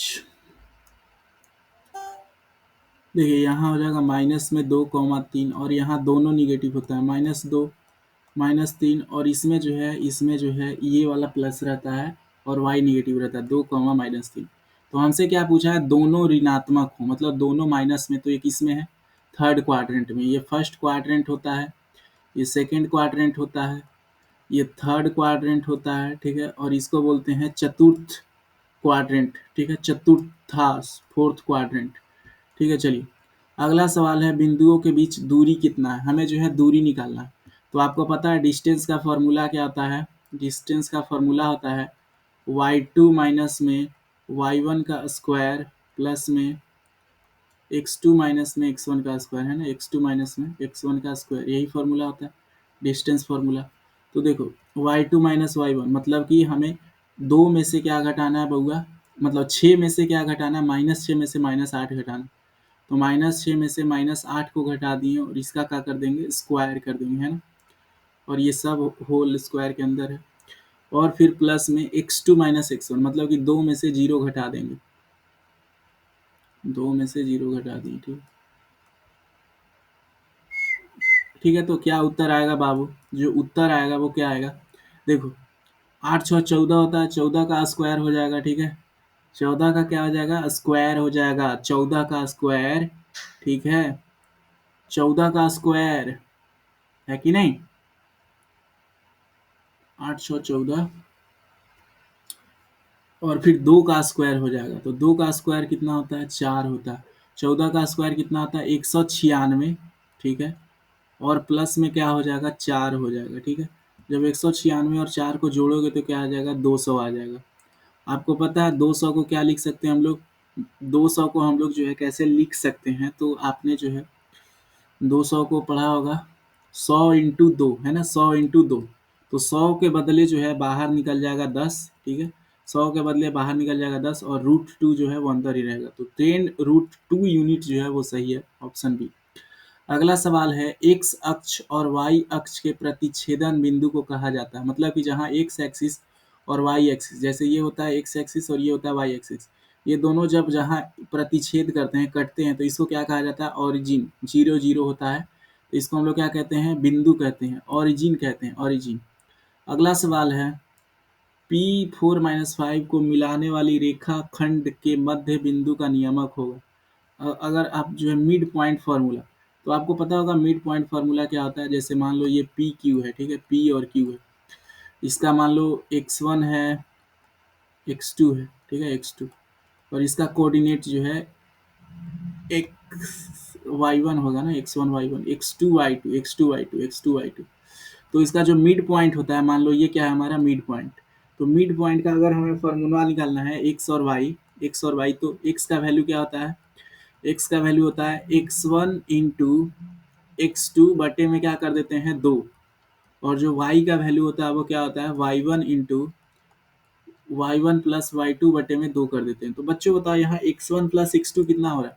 x1 मतलब 4 प्लस में 8 कितना हो रहा है, 4 प्लस में 8 हो रहा है बाबू 12, और 12 बट्टा में 2 करेंगे तो x का वैल्यू कितना आ गया, 6 आ गया, ठीक है, x का वैल्यू 6। और जो हमारा y है -5 और 7 कितना होता है, तो 2 होगा, है ना, -5 और 7, तो 2 बट्टा में 2 कितना आता है बउआ, 1 आता है, तो इसका क्या हो जाएगा 1, तो 6,1 जो है सही होगा, ठीक है बाबुआ। चलिए अगला सवाल है, यहाँ पे पूछा जा रहा है हमसे मूल बिंदु से r माइनस एक्स और y की दूरी क्या है। हमें जो है यहाँ से x और y की बच्चे हमें दूरी बतानी है। क्या बतानी है, दूरी। ये जो है हमारा बिंदु से, ओरिजिन से जो है वो कितना दूर है, ठीक है, ये जो पॉइंट है ये ओरिजिन से हमारा कितना दूर है, ठीक है, हमें यही जो है वो बताना है, ठीक है बाबू। चलो तो मान लो ये जो है हमारा क्या होगा, ओरिजिन होगा यहाँ पे, ठीक है, ओरिजिन, ये ओरिजिन होगा एक्स एक्सिस। अब देखो ये माइनस एक्स वाई है, तो माइनस एक्स यहाँ तक आया होगा, मान लो माइनस एक्स, ठीक है, और ये आया होगा वाई, ठीक है। अब जो बिंदु है वो इन दोनों के बीच में यहाँ पे आया होगा, ठीक है। तो हमें कौन सा दूरी निकालना है, ये वाला जो है वो दूरी निकालना है बउआ, ठीक है, ये वाला दूरी। तो देखो यहाँ से यहाँ तक जो दूरी है वो कितना है, एक्स है, और ये वाई है। तो बता, आपको जो है एक एक ट्रायंगल दिख रहा होगा, ये एक राइट एंगल ट्रायंगल है ना, समत्रिभुज है, समकोण त्रिभुज। तो ये वाला क्या हो जाएगा, आपने जो है पढ़ा होगा Pythagoras theorem, under root x square plus में अंडर रूट वाई स्क्वायर, है ना, यही हो जाएगा। तो ऑप्शन नंबर जो बी है वो सही उत्तर है। अगला है, यदि बूंदियों इतना संरेख है तो ए का मान क्या होगा। क्या है, कॉलिनियर है, कॉलिनियर। बच्चों जब भी जो है दो पॉइंट्स क्या होते हैं, कॉलिनियर होते हैं, समरेख होते हैं, तो जो त्रिभुज होता है उसका जो एरिया होता है, अगर इनसे कोई त्रिभुज बनेगा तो उनका जो एरिया है वो हमेशा क्या आता है, शून्य आता है। आपने त्रिभुज का एरिया का फॉर्मूला पढ़ा होगा 1/2, ठीक है, x1 into y2 minus y3 क्या होता है, y2 माइनस में y3, y2 माइनस में y3, फिर x2 इंटू में y3 minus y1, y3 minus y1, फिर x3 इंटू में प्लस y1 माइनस y2, ठीक है, y1 माइनस y2, यही होता है, ठीक है कि नहीं। चलो अब बच्चों देखो, हम रखते हैं फॉर्मूला 1/2, ठीक है, 1/2 उस तरफ जाता है तो जीरो हो जाता है, ठीक है, 1/2 अगर उस तरफ जाएगा तो जीरो हो जाएगा। तो हमें सिर्फ इसका वैल्यू निकालना है। x1 कितना है यहाँ पे, x1 1 है, ठीक है, तो 1 को y2 माइनस y3, मतलब 6 में से अगर -2 जाएगा, 6 में से क्या है -2 जाएगा तो कितना होगा, ठीक है, 6 में से -2, तो ये माइनस माइनस प्लस हो जाएगा तो कितना आएगा, 8 हो जाएगा, ठीक है। तो हमें क्या करना था बउआ, 8 यहाँ पे आ गया, ठीक है, y2 माइनस y3, x2 का मान कितना है, -5 है ना, x2 का मान -5 है, y3 माइनस y1, मतलब कि -2 में से क्या जाएगा, 2 जाएगा। अगर -2 में से -2 करेंगे तो क्या आएगा, -4, ठीक है।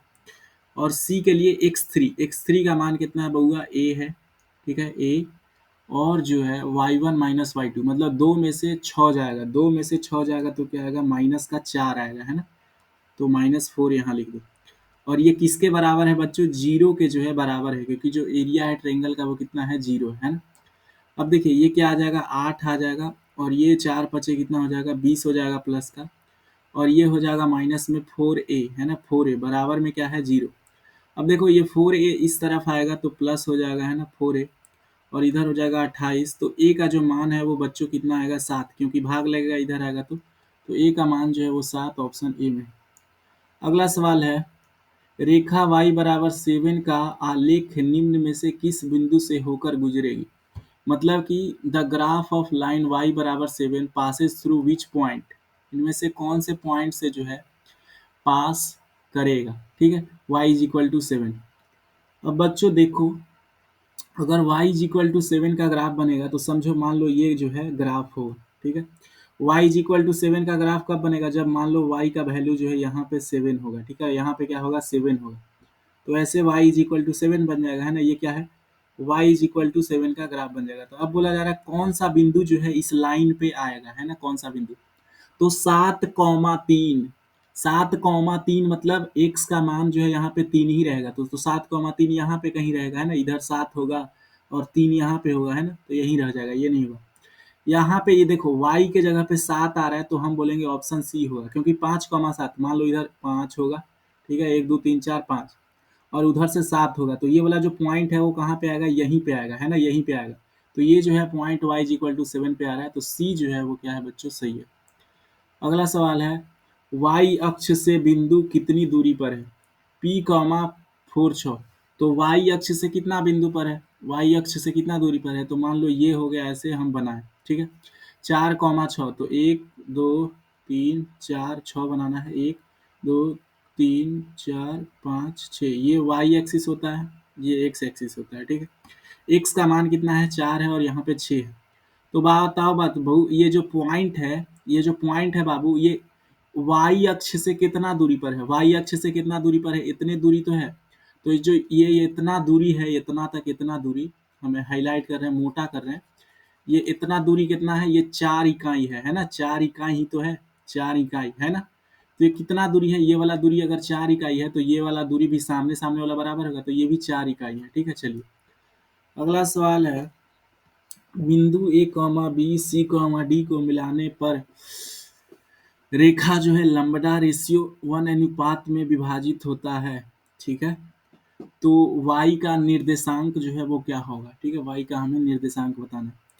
तो आपने जो है एक फॉर्मूला पढ़ा होगा, सेक्शन फॉर्मूला। ठीक है, मान लो ये a है और ये b है। ठीक है, इसका जो कोऑर्डिनेट्स है वो क्या है, a b c d, है ना बहुआ। अब मान लो इसको जो है कोई पॉइंट काट रहा है, कहीं कोई रेशियो हमको पता नहीं, और वो पॉइंट का कोऑर्डिनेट x, y है, वो लैम्बडा रेशियो 1 में काट रहा है। ठीक है, तो ये जो x होता है इसका मान क्या होता है, इसका मान होता है ये लैम्बडा इंटू, ठीक है, लैम्बडा इंटू सी, मतलब कि लैम्बडा इंटू में सी। ठीक है, और प्लस में लैम्बडा इंटू सी, हम x का भी निकाल रहे हैं, दोनों का निकाल देते हैं, लैम्बडा इंटू सी और 1 इंटू में a, 1 इंटू में a मतलब a आ जाएगा, और इन दोनों को नीचे प्लस कर दे हैं, वो लैम्बडा प्लस में 1, है ना, रेशियो को प्लस कर देते हैं। और यहाँ पे y का कोऑर्डिनेट क्या आ जाएगा बच्चों, lambda into D, lambda into क्या हो जाएगा, डी हो जाएगा, है ना, लैम्बडा इंटू डी। और फिर 1 इंटू में, 1 इंटू में b, तो प्लस में क्या आ जाएगा बउआ, b आ जाएगा, और लैम्बडा प्लस में 1 हो जाएगा। ठीक है, तो ये कौन सा ऑप्शन सही है, ऑप्शन नंबर ए जो है वो सही उत्तर है। ठीक है, चलिए अगला सवाल है, किसी वृत्त के व्यास, मतलब कि कोई एक वृत्त है, मान लो ये वृत्त है। ठीक है, और इसका जो है व्यास है ये, तो ये P और क्या है बउआ, Q है। ये आ गया 8,6। ठीक है, और ये आ गया हमारा -8,6। अब बच्चों देखो, हमें जो है सेंटर निकालना है, जो तो इसका केंद्र क्या होगा, मान लो केंद्र O। तो आपको पता है ये जो केंद्र है इसको आधा आधा बांटता है, तो हमें मिड पॉइंट निकालना है। मिड पॉइंट फॉर्मूला हम बताए थे, 8 + 8, 8 और -8 को जोड़ोगे तो कितना आएगा, और उसको 2 से भाग दे दो। 8 - 8 को 2 से भाग दोगे तो कितना आएगा, 0 आएगा, 0/2 0, तो ये एक कॉमा आ जाएगा 0। और दूसरा क्या है, 6 और -6 को जोड़ो। ठीक है, 6 और -6 को जोड़ना है, क्योंकि देखो यहाँ -6 है, तो 6 और -6 को जोड़ोगे और उसको 0 से भाग दोगे तो इसका भी वैल्यू क्या आएगा, 0 आएगा। तो जो हमारा केंद्र है उसका वैल्यू क्या आ जाएगा, 0,0। ठीक है, चलिए 2 से यहाँ भाग देना था, सॉरी हम 0 से भाग दे दिए। मिड पॉइंट निकलना है तो 2 से भाग देना होता है। ठीक है, चलिए एक त्रिभुज का केंद्रक 4,0 है। ठीक है, सेंट्रॉइड जो है ट्रायंगल का G4, 0 दिया गया है, तो दो शीर्ष, ठीक है। अब जो है आपको पता होगा सेंट्रॉइड का जो फॉर्मूला होता है, एक्स कोऑर्डिनेट का क्या फॉर्मूला होता है, x1 प्लस में x2 प्लस में x3/3, और जो y कोऑर्डिनेट होता है उसका जो फॉर्मूला होता है सेंट्रॉइड का y1 प्लस में y2 प्लस में y3/3 होता है ना। अब देखो बाबू, x का जो मान है यहाँ पे कितना दिया गया है, 0 दिया गया, ठीक है। तो 0 बराबर x1 प्लस x2 मतलब 3 और 5 है ना, 3 प्लस 5। और मान लो जो तीसरा कोऑर्डिनेट होगा, वो तीसरा कोऑर्डिनेट नहीं पता है तो हम उसको जो है x कॉमा वाई मान लेते हैं। हमें तीसरा कोऑर्डिनेट नहीं पता है तो हम उसको क्या मान लेते हैं बउआ, x कॉमा वाई मान लेते हैं। 3 प्लस 5 प्लस में क्या मान लिए, x, ठीक है।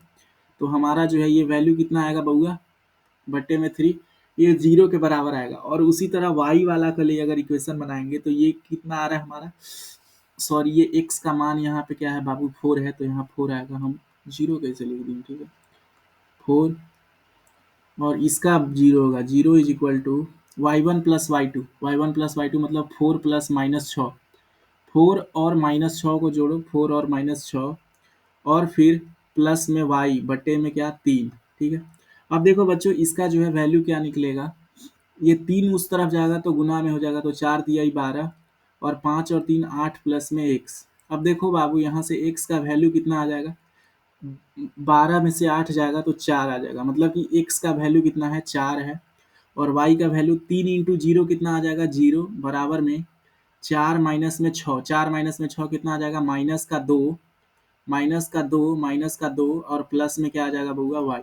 अब देखो ये माइनस का 2 उस तरफ जाएगा तो y का वैल्यू कितना आ गया, 2। तो x कॉमा वाई क्या हो जाएगा, 4,2 हो जाएगा, ठीक है। चलिए ऑप्शन बी। अगला सवाल है, बिंदु का किस पाद के स्थित है, किस पाद में स्थित है, मतलब -5/2 और 4। हम आपको पहले ही बताए थे, यहाँ पे दोनों प्लस होता है, 2,3, यहाँ पे x वाला माइनस होता है, -2,3। देखो ये क्या है, पहला वाला माइनस है और दूसरा वाला प्लस है, तो ये सेकंड पाद में स्थित है, दूसरा क्वाड्रेंट में स्थित है, ठीक है। चलिए, और थर्ड में दोनों माइनस होता है, -2, -3।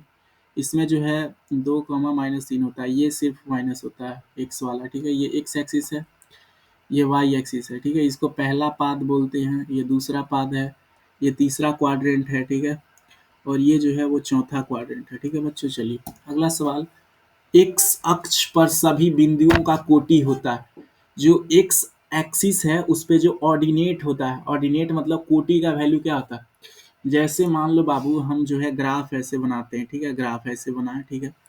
ये एक्स एक्सिस है, ये वाई एक्सिस है, ठीक है। यहाँ 1 है, 2 है, 3 है, यहाँ 1 है, 2 है, 3 है।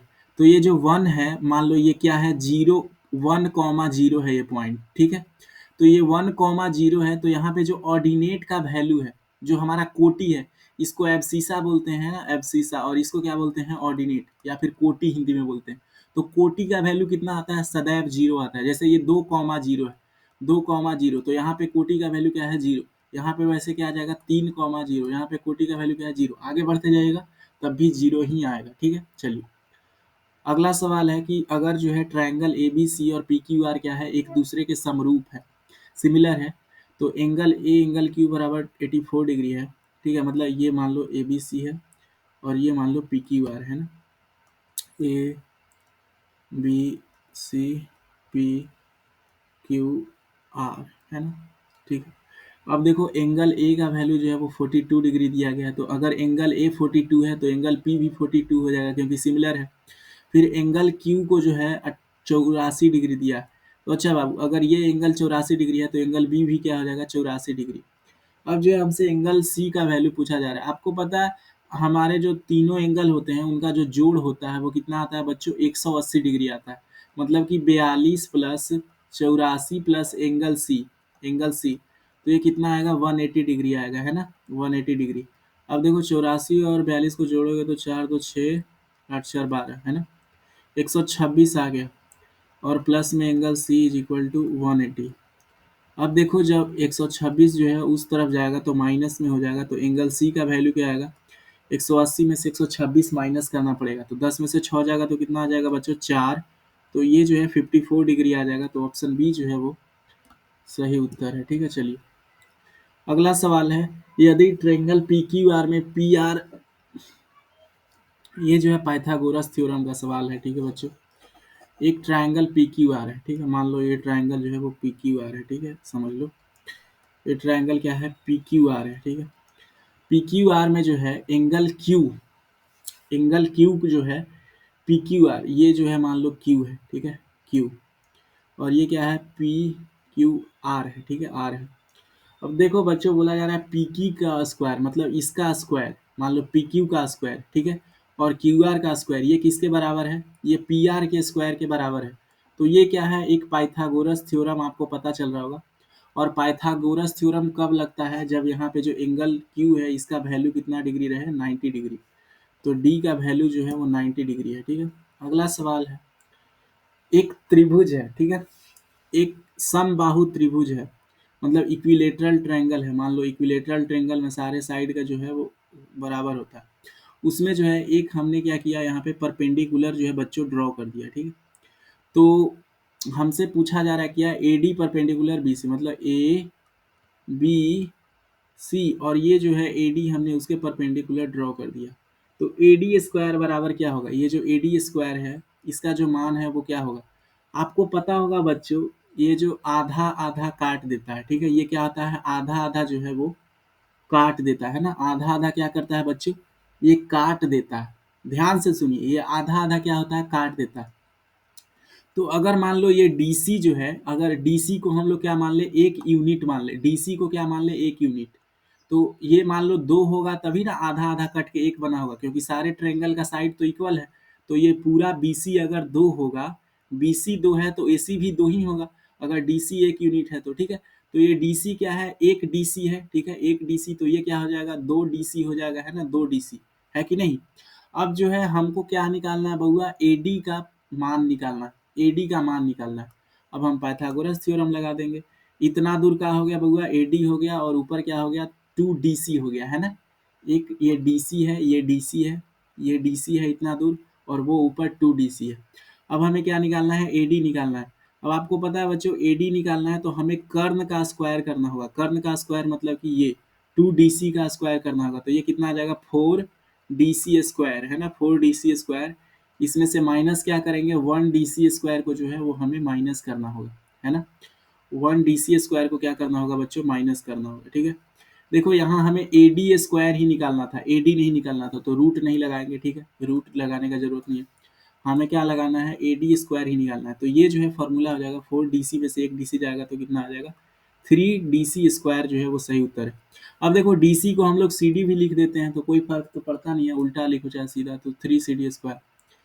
अगला सवाल है, ए बी सी में डी और ई क्रमशः भुजाएं, मतलब कि मान लो ये जो है त्रिभुज ए बी सी है, क्या है बच्चों, ए बी सी है त्रिभुज।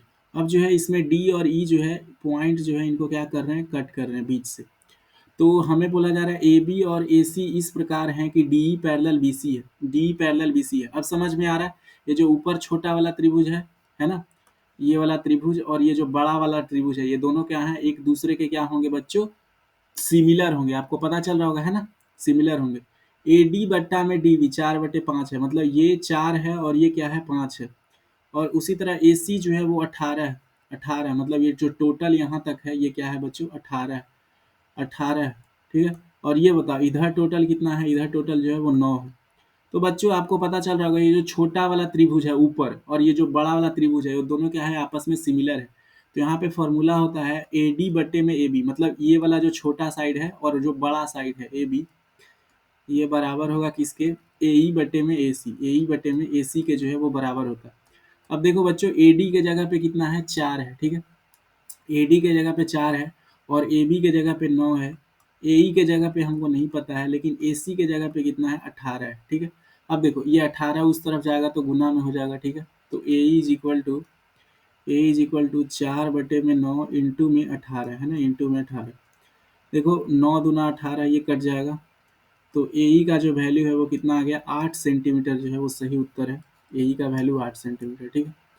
चलिए अगला सवाल क्या बोला जा रहा है कि एक समद्विबाही समकोण त्रिभुज, मतलब in isosceles right triangle the measure of each, मतलब आइसोस्केलस राइट ट्रायंगल कहने का मतलब कि मान लो एक ऐसे है, ठीक है, ऐसे अगर मान लो ये जो है आइसोस्केलस ट्रेंगल है, मतलब ये जो है 90 डिग्री दिया हुआ है, लेकिन बोला जा रहा है ये जो साइड है ये क्या है, आपस में दोनों बराबर है। आइसोस्केलस तभी होगा समद्विबाहु। और ये जो कोण है, कोण भी आपस में उल्टे वाले बराबर होते हैं ना, ये वाले। तो बोला जा रहा है इन दोनों जो न्यून कोण है, जो एक्यूट एंगल है, ये जो दो न्यून कोण बन रहे हैं ना, ये इनका मेजर क्या होगा। तो इनका जो मेजर होता है बच्चों 45-45 होता है। हमेशा याद रखिएगा, ये 45-45 रहेगा तब तो 90 होगा, और 90-90 कितना आ जाएगा, 180 डिग्री। तो इसका जो मेजर होता है बच्चों वो 45 डिग्री होता है। ठीक है, चलिए अगला सवाल है, दो समरूप त्रिभुजों की संगत ऊंचाइयां 3 सेंटीमीटर है, 10 सेंटीमीटर है, तो उनका जो क्षेत्रफल होगा वो क्या होगा। ठीक है, ठीक है बच्चों, क्या बोला जा रहा है, इंग्लिश वालों के लिए भी पढ़ लेते हैं। दो corresponding height of similar triangle 7 and then ratio is. ठीक है बच्चों, तो देखो जो सिमिलर ट्रायंगल का अगर एरिया का रेशियो निकालना है, एरिया ऑफ ट्रायंगल वन बटे में एरिया ऑफ ट्रायंगल टू। ठीक है, पेन काम करो, एरिया ऑफ ट्रायंगल टू अगर हमें निकालना है तो क्या होगा, इसका जो हाइट होता है h1 × h2, इनका क्या करना पड़ता है बच्चों, स्क्वायर करना पड़ता है। ठीक है, स्क्वायर करना पड़ता है। ठीक है, तो देखो h1 × h2 ये क्या है, 7:10 है, 7:10, तो इसका स्क्वायर कर देते हैं। स्क्वायर करेंगे तो क्या आएगा, 49/100 आ जाएगा। ठीक है, तो ये जो है ऑप्शन ए जो है वो क्या होगा, सही हो जाएगा। ठीक है, अगला सवाल है, 4.5 सेंटीमीटर त्रिज्या वाले वृत्त पर खींची गई दो समांतर स्पर्श रेखाओं के बीच दूरी होगी। मतलब कि मान लो एक वृत्त है, ठीक है, वृत्त, और उसमें से दो जो है समांतर टेंजेंट खींचा गया। ठीक है, समांतर मतलब एक यहाँ से टेंजेंट खींचा गया, ठीक है, समांतर खींचा गया है। ठीक है, डिस्टेंस बिटवीन टेंजेंट्स, टेंजेंट ऐसे होता है, ये जो टेंजेंट खींचा गया। अब ये जो दोनों टेंजेंट क्या है, पैरेलल है। तो आपने एक रूल पढ़ा होगा, जब भी दोनों टेंजेंट पैरेलल होते हैं तो इनके बीच का जो दूरी होता है वो क्या रहता है, व्यास रहता है, व्यास। तो अगर इनका त्रिज्या 4.5 है तो ये वाला भी दूरी 4.5 और ये वाला भी दूरी 4.5, दोनों मिलके कितना हो जाएगा, 9 सेंटीमीटर जो है उत्तर आ जाएगा। ठीक है, अगला सवाल है, किसी बाह्य बिंदु से वृत्त पर कितनी स्पर्श रेखाएं खींची जा सकती है। तो बच्चों मान लो ये सर्कल है, ठीक है, और ये एक बाह्य बिंदु है, तो इससे जो है दो जो है क्या है, टेंजेंट जो है वो खींचा जा सकता है, दो टेंजेंट। ठीक है, दो। अगला सवाल है, यदि ओ केंद्र वाले वृत्त पर पीए और पीबी दो स्पर्श रेखाएं इस प्रकार है कि एंगल एपीबी 50 डिग्री है, तो एंगल एओबी क्या होगा। ठीक है, तो मान लो P जो है वो क्या है, एक बिंदु है, और ये AP टेंजेंट है और ये BP टेंजेंट है। ठीक है, और एक जो है मान लो केंद्र होगा, अगर उससे जो है हम लोग मिला दें तो बोला जा रहा है कि ये जो एंगल है, एंगल APB, ये कितना है बच्चों, 50 डिग्री है। तो हमसे ये वाला एंगल पूछा जा रहा है, ये वाला एंगल। तो आप हमेशा याद रखिएगा, तो इन दोनों जो एंगल है इनका जोड़ कितना होता है, 180 डिग्री होता है। ठीक है, इन दोनों का जोड़ कितना होता है, अपोजिट वाले एंगल का 180 डिग्री। ठीक है, तो ये अगर 50 डिग्री है तो ये कितना होना चाहिए, 130 डिग्री होना चाहिए, तभी तो जोड़ेंगे तो आएगा, है ना। तो 130 डिग्री ऑप्शन डी में है। ठीक है, चलिए अगला सवाल है, दी गई आकृति में बिंदु ओ वृत्त, ठीक है, तो एंगल ए बी अगर 30 डिग्री है तो एंगल ओ ए बी कितना होगा। अच्छा, तो ये वाला एंगल निकालना है। ठीक है बच्चों, ये वाला एंगल। अब देखो बच्चों, जो ये दोनों एंगल है ये आपस में क्या होंगे, बराबर होंगे, है ना, एक्स और एक्स। आपको पता है x + 30, अगर इन दोनों तीनों एंगल को जोड़ोगे तो कितना आएगा, 180 डिग्री आएगा, है ना, 180 डिग्री। अब ये हो जाएगा 2x, और उस तरफ 30 माइनस में जाएगा तो 150 डिग्री।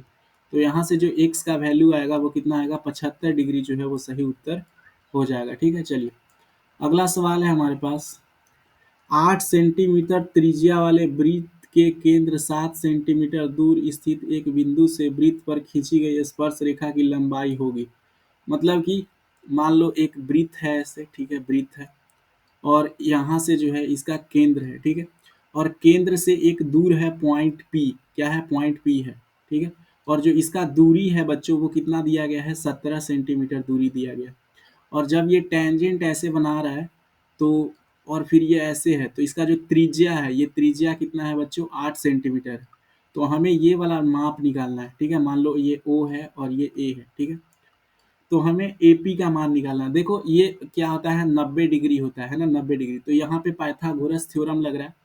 पाइथागोरस थ्योरम लग रहा है। AP इज इक्वल टू क्या हो जाएगा, कर्ण, जो ये 17 है, 17 का स्क्वायर कितना होता है, 289 में से क्या माइनस करेंगे बच्चों, 8 का स्क्वायर मतलब कि 44 जो है वो माइनस करेंगे, तो कितना आ जाएगा, 225 आ जाएगा। और 225 किसका रूट होता है, 15 का रूट होता है, तो ये जो है 15 सेंटीमीटर सही उत्तर जो है आ जाएगा। ठीक है, चलिए अगला सवाल है, एक घन के विकर्ण की लंबाई a√3 सेंटीमीटर है, तो उसका संपूर्ण पृष्ठ क्या होगा। आपको पता है कोई भी घन होता है, घन मतलब कि कोई मान लो क्यूब है, क्यूब है तो उसका जो विकर्ण होता है, विकर्ण का फॉर्मूला क्या होता है, विकर्ण का फॉर्मूला होता है a√3, a√3, और यहाँ पे a√3 का वैल्यू क्या दिया गया है, 5√3 दिया गया है, तो यहाँ से a का वैल्यू कितना आ जाएगा, 5। अब हमें क्या निकालना है, संपूर्ण पृष्ठ का क्षेत्रफल। संपूर्ण पृष्ठ का क्षेत्रफल क्या होता है बच्चों, 6a² होता है ना, तो 6a² कहने का मतलब 25, 25 से गुना करोगे तो कितना आ जाएगा, 150 सेंटीमीटर जो है स्क्वायर जो है वो आ जाएगा। ठीक है, चलिए अगला सवाल, यदि एक बेलन और शंकु के त्रिज्या और ऊंचाई समान है तो उनके आयतनों का अनुपात क्या होगा। ठीक है, तो पहले शंकु लेना है हमें, एक बेलन लेना है, बेलन का जो आयतन है होता है वो क्या होता है, πr²h, और जो हमारा शंकु होता है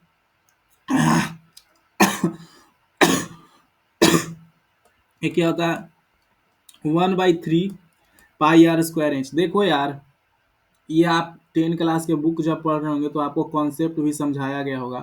कोण कैसे बनता है, कोण बनता कैसे, मान लो ये कोण कैसे बनेगा, कोण ऐसे बनता है। ठीक है, तो इसमें जो है 3 कोण बना, आप ध्यान से देखो, इस सिलेंडर में जो है 3 कोण बना, 1 2 3, तो ये एक कॉन्सेप्ट भी होता है कि एक सिलेंडर में जो है कितने समाये होते हैं, 3 कोण समाये रहते हैं। मतलब कि अगर एक सिलेंडर का एरिया 3 है, अगर उसका वॉल्यूम 3 है, तो एक कोण का जो शंकु का जो आयतन होगा वो क्या होगा, 1 होगा। ये ऐसे भी कॉन्सेप्ट से भी सीखा जा सकता है, अगर ऐसे नहीं पता है तो फॉर्मूला से देख लीजिए, ये πr²h कट जाएगा, क्योंकि रेडियस और हाइट समान है। ऊपर क्या था, 1/1 था, है ना, 1/1, और जब ये 1/3 पलटेगा तो क्या हो जाएगा, 3/1 हो जाएगा। तो रेशियो कितना आया बाबू, 3:1 आया। ठीक है, दोनों तरह से हम आपको समझा दिए हैं। अगला सवाल है, सुराही का संयोजन क्या है। सुराही का संयोजन मतलब कि जैसे एक ऐसे ऊपर से सिलेंडर रहता है, ठीक है, और नीचे से क्या रहता है बउआ, नीचे से जो है एक इस तरीके से स्फेयर रहता है। तो यहाँ पे गोला तथा बेलन होता है। ठीक है, गोला तथा बेलन। ठीक है, अगला सवाल है, एक घड़ी के मिनट वाली सुई द्वारा 45 मिनट में बनाया गया कोण है। 45 मिनट में कोण कितना बनेगा। ठीक है, तो मान लो ये घड़ी है, ठीक है, 45 मिनट में सुई ऐसे ही तो रहता है कि नहीं, अरे सुई ऐसे ही रहता है ना 45 मिनट में, तो ये कितना डिग्री गया। ठीक है, ये कितना डिग्री गया, कितना डिग्री गया, ये 270 डिग्री गया, हमें साफ दिख रहा है ना, ये कितना डिग्री है, 270 डिग्री। जब 45 मिनट होता है तो ऐसे ही सुई रहता है, घंटा वाला ऊपर और यहाँ रहता है, तो 270 डिग्री घूमता है। अगला सवाल है, 10 सेंटीमीटर त्रिज्या वाले अर्धवृत्त के कुल परिवृत्ति क्या होगी। तो 10 सेंटीमीटर का त्रिज्या वाला है। ठीक है, तो सबसे पहले देखो, अगर ये लाइन है, लाइन है, अगर 10 सेंटीमीटर है तो ये 10 हो जाएगा और ये 10 हो गया, 20 हो गया। लेकिन आपको पता है ये जो लाइन है ये अगर पूरा रहता, ऐसे अगर पूरा रहता तो इसका जो पेरीमीटर का फॉर्मूला रहता है वो क्या होता है, 2πr। लेकिन हम आधा आधा काट दिए, आधा काट दिए, तो अगर सिर्फ ऊपर वाले का चाहिए तो इसका फॉर्मूला क्या होता है, πr होता है, πr। तो अगर हमें इसका निकालना है तो πr के फॉर्मूला से निकाल देते हैं। πr कहने का मतलब 3.14 इंटू क्या कर देंगे बउआ, 10 कर देंगे। ठीक है, 10, त्रिज्या 10 ही है, तो ये कितना आ जाएगा, 31.4 आ जाएगा। ठीक है, अब देखो 31.4 में क्या जोड़ देंगे बउआ, 10 और 10 20 सेंटीमीटर जो है जोड़ देंगे। ठीक है, यहाँ पे तो वो भी नहीं कह रहा, यहाँ पे वो भी नहीं कह रहा, हमें पाई का वैल्यू पाई ही रहने देना है। ठीक है, चलिए पाई के ही टर्म में आंसर निकालना है, और आसान हो गया हमारे लिए। तो ठीक है, देखो पाई आर कह रहा है ना, पाई आर। ठीक है, तो यहाँ से क्या हो जाएगा, 10 पाई हो जाएगा, रेडियस का वैल्यू क्या है, 10 पाई है ना, 10 पाई, 10 पाई। अब देखो, अब हमें 10 पाई और 20 को जो है वो जोड़ना है, 10 और 10 कितना होता है, 20। तो अगर हम यहाँ से जोड़ेंगे, तो अगर हम बच्चों यहाँ से क्या निकाल ले, 10 कॉमन निकाल ले, 10 कॉमन इन दोनों में से निकाल ले, तो यहाँ पाई बचेगा और यहाँ क्या बचेगा 10 दूना 20, तो पाई प्लस 2 इंटू 10 सेंटीमीटर जो है सही उत्तर होगा। ठीक है, चलिए अगला सवाल है 6 सेंटीमीटर व्यास के एक गोले द्वारा विस्थापित हवा का आयतन होगा। तो volume of air displaced by sphere of diameter 6 centimetre. अच्छा 3/4, ठीक है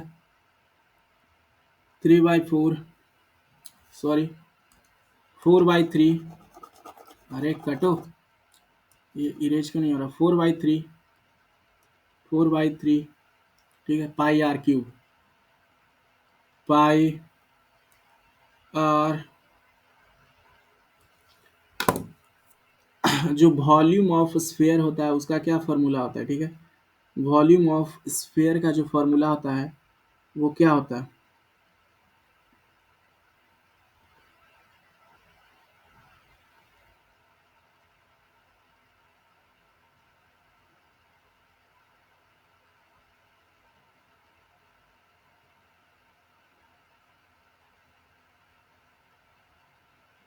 4/3 पाई आर क्यूब होता है। ठीक है 4/3 पाई आर क्यूब। अच्छा बच्चों, अगर यहाँ रेडियस अगर व्यास अगर 6 सेंटीमीटर दिया गया है तो त्रिज्या कितना हो जाएगा, 3 सेंटीमीटर हो जाएगा, इसका आधा। ठीक है तो 4/3 पाई, अब देखो यहाँ पे आर क्यूब कहने का मतलब कि 3 को जो है हमें 3 बार गुना करना होगा, है ना, 3 को 3 बार गुना करना होगा, 3 का क्यूब। ये देखो 3 से 3 कट जाएगा तो कितना आ जाएगा, 3 तिहाई 9, 9 चौका 36 पाई जो है इसका सही उत्तर होगा। 36 पाई सेंटीमीटर जो है वो क्यूब में रहेगा। ठीक है चलिए सी जो है इसका सही उत्तर हो जाएगा।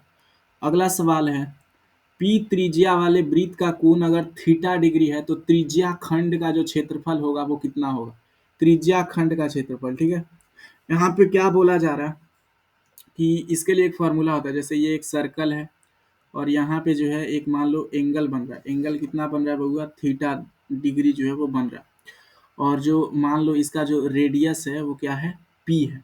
रेडियस कितना है बाबू, पी है, पी है।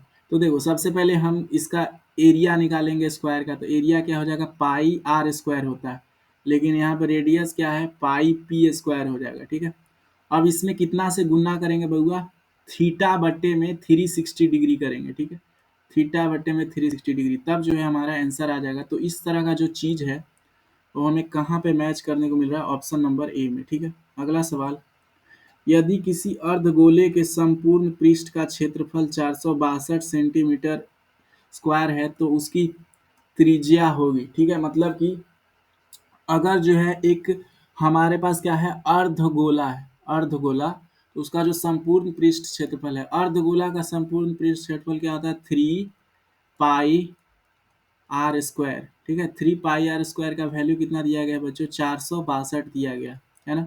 तो हमें क्या निकालना है, आर स्क्वायर का वैल्यू निकालना है, मतलब त्रिज्या निकालना है।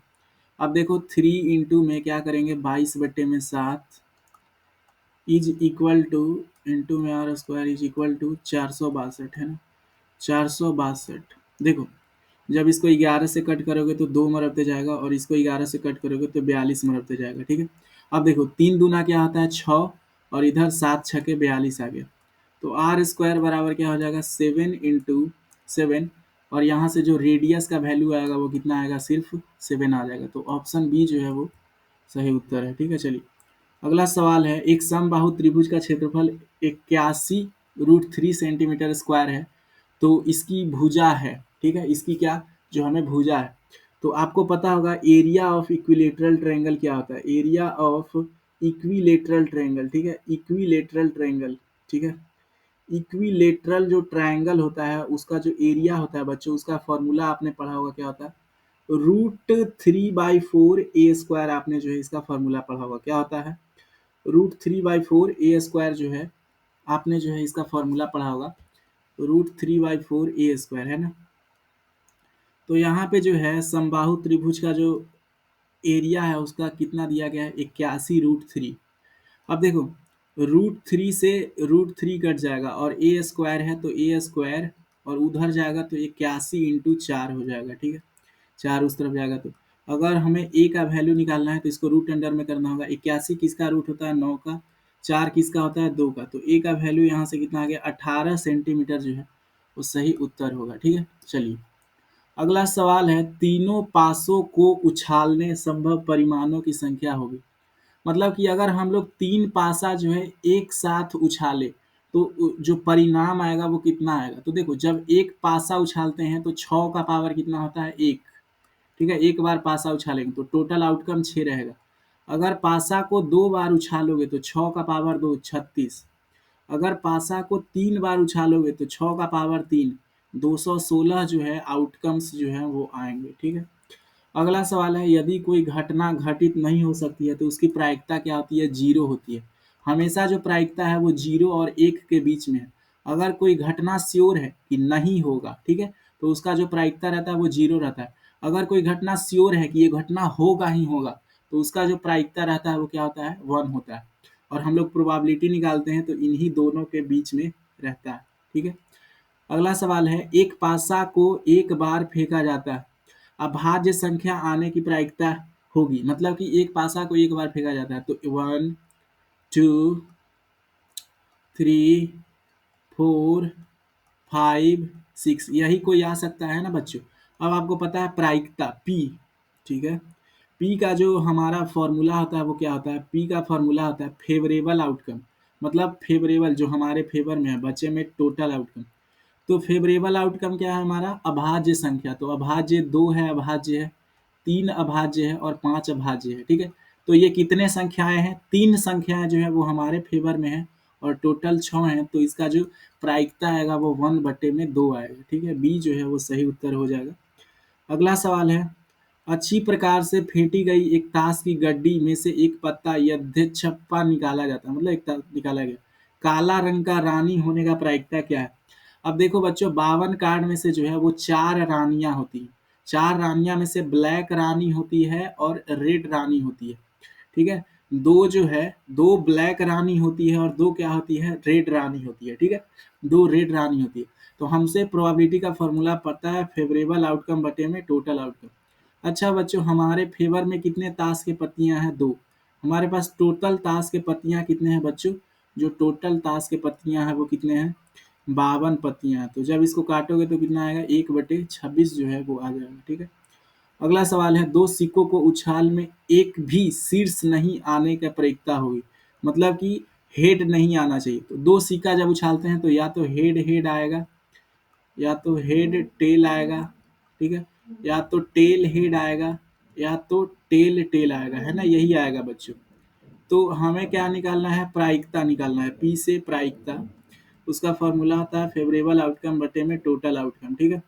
अब देखो, टोटल आउटकम कितना है, 4 है। लेकिन हमें क्या बोल रहा है कि हेड जो है नहीं आना चाहिए, एक में भी हेड नहीं आना चाहिए। तो एक हेड जो है वो इन तीनों में आ रहा है ना, इन तीनों में आ रहा है। हमें क्या कहना है, एक हेड आना ही नहीं चाहिए, एक भी हेड नहीं। तो यहाँ देखो, दोनों में टेल आ रहा है, तो इस तरह का हमारे फेवर में सिर्फ एक ही बार आ रहा है। तो 1/4 जो है इसका प्रायिकता हो जाएगा। मोड इसका बताना है, मीन मीडियन मोड। मोड वो चीज होता है जो सबसे ज्यादा बार रिपीट हो रहा है। तो बताओ, इसमें जो सबसे ज्यादा बार रिपीट हो रहा है वो कौन सी संख्या है। ठीक है, जो सबसे ज्यादा बार रिपीट हो रही है, 23 है, 23, 23, 22, 22, 23 ही जो है इसका सही जवाब है, 23 है ना। 23, 23 जो है वो 3 बार रिपीट हो रहा है। मोड वो क्या होता है, जो मैक्सिमम रिपीट होता है, जो सबसे ज्यादा बार रिपीट होता है वो क्या होता है, मोड होता है। ठीक है। चलिए, अगला सवाल है, यदि 5 आंकड़ों का मीन जो है वो 14 है तो एक्स क्या होगा। ठीक है। मीन का आपको फॉर्मूला पता है, मीन इज इक्वल टू क्या होता है, सम, है ना, बटे में नंबर, है ना, बटे में नंबर कितना है। तो देखो, मीन जो है यहाँ पे 14 दिया गया है, मीन कितना दिया गया है, 14। अब देखो, अगर इन सबको जोड़ोगे, आंकड़े कितने हैं, 5, तो हमारे नंबर जो है वो 5 है। अगर इन सबको जोड़ दोगे तो कितना आएगा, एक्स को 5 बार जोड़ोगे तो 5x आएगा। ठीक है। और ठीक है, 1 और 2 3 हो जाएगा, 3 3 6 हो जाएगा, 6 4 10 हो जाएगा। ठीक है। 5x + 10 बराबर में 14 है। तो हमें यहाँ से x का जो है वो मान ज्ञात करना है। ठीक है, 14 है। अब देखो, 14 × 5 = 70 हो जाएगा। तो 5x बराबर क्या हो गया, 70, है ना, 70। और ये जो 10 है उस तरफ चला जाएगा तो माइनस में हो जाएगा। तो यहाँ से 60 आ गया। अब देखो, ये 5x जो है अगर इस तरफ जाएगा तो भाग में होगा, तो x का जो वैल्यू है वो बटे में 5 आ जाएगा। तो x का वैल्यू कितना आएगा बच्चों, 12 जो है वो आएगा। ठीक है, निम्नलिखित में से कौन केंद्रीय प्रवृत्ति का माप नहीं है? तो केंद्रीय प्रवृत्ति का माप क्या होता है, मीन मीडियम और रेंज। मीन मोड और मीडियन, यही होता है, 3 एम होता है, मीन मीडियम और मीन मीन मीडियन और मोड जो है वो क्या होता है, सेंट्रल टेंडेंसी का मेजरमेंट होता है, परिसर जो है वो नहीं होता है। बाहुलक, माध्य और माध्यिका ही क्या है, ये हमारे केंद्रीय प्रवृत्ति के माप है। ठीक है, चलिए अगला है, प्रथम 8 अभाज्य संख्याओं का माध्यिका क्या होगा, मतलब कि medium of first 8 prime number. तो हम सबसे पहले 8 प्राइम नंबर को डिसेंडिंग असेंडिंग ऑर्डर में लेंगे, तो 2, 3, 5, 7, 11, 13, 17, 23, 29। ठीक है, हो गया क्या, 2, 2 4, 2 6, 2 8, यही 23 पर हो गया था। ठीक है, चलो अब देखो 8 अभाज्य संख्या है, तो हम इधर से 3 जो है हटा लेते हैं और इस तरफ से जो है वो 3 संख्या हटा लेते हैं ना, इधर से 3 संख्या और इधर से 3 संख्या हटा लेते हैं 13 भी से। अब देखो 7 और 11 के बीच वाला क्या होगा, हमारा मीडियम आ जाएगा। और अगर हमें 7 और 11 के बीच वाला निकालना है तो इनको जोड़ के आधा से डिवाइड कर देंगे, है ना, तो ये कितना आ जाएगा, 9 जो है वो सही उत्तर जो है वो आएगा। ठीक है, 9। अगला सवाल है, निम्नलिखित में से जो है ये दिया गया है, तो हमें क्या निकालना है, upper limit of model class. अच्छा बताओ, मॉडल क्लास यहाँ पे क्या है, बहुलक वर्ग क्या है, जो सबसे ज्यादा बारंबारता है, सबसे ज्यादा बारंबारता ये 20 है, तो ये हमारा क्या है, मॉडल क्लास। तो इसका हमें क्या निकालना है, उच्च सीमा। तो नीचा वाला सीमा 20 है और उच्च सीमा कितना है बच्चों, 30 है ना, उच्च सीमा कितना है, इसी को 30 बोलते हैं। ठीक, उच्च सीमा। हमारा जो ऑब्जेक्टिव क्वेश्चन है वो खत्म हो गया। अगर आप चाहते हैं कि और वीडियो देखें तो हमारे चैनल टीटीएस क्लासेज पे जाइए और वहाँ पे जो है प्लेलिस्ट सेक्शन है, उस प्लेलिस्ट सेक्शन में जाइएगा तो आपको जो है बिहार बोर्ड का एमसीक्यू मिल जाएगा। Thanks for watching, I hope आपका जो है एग्ज़ाम बहुत ही ज़्यादा अच्छा जाए और इस बार जो आपका स्कोर है वो अच्छा है। अगर आप अभी तक कुछ भी नहीं पढ़े हैं तो भी जो है इन सारे वीडियो को देख करके आप जो है 80 नंबर तो 50 नंबर तो ला ही सकते हैं। ठीक है, एमसीक्यू बहुत ही आसान होता है, आप जो है, और बिहार बोर्ड में बहुत आसान आसान भी पूछा जाता है।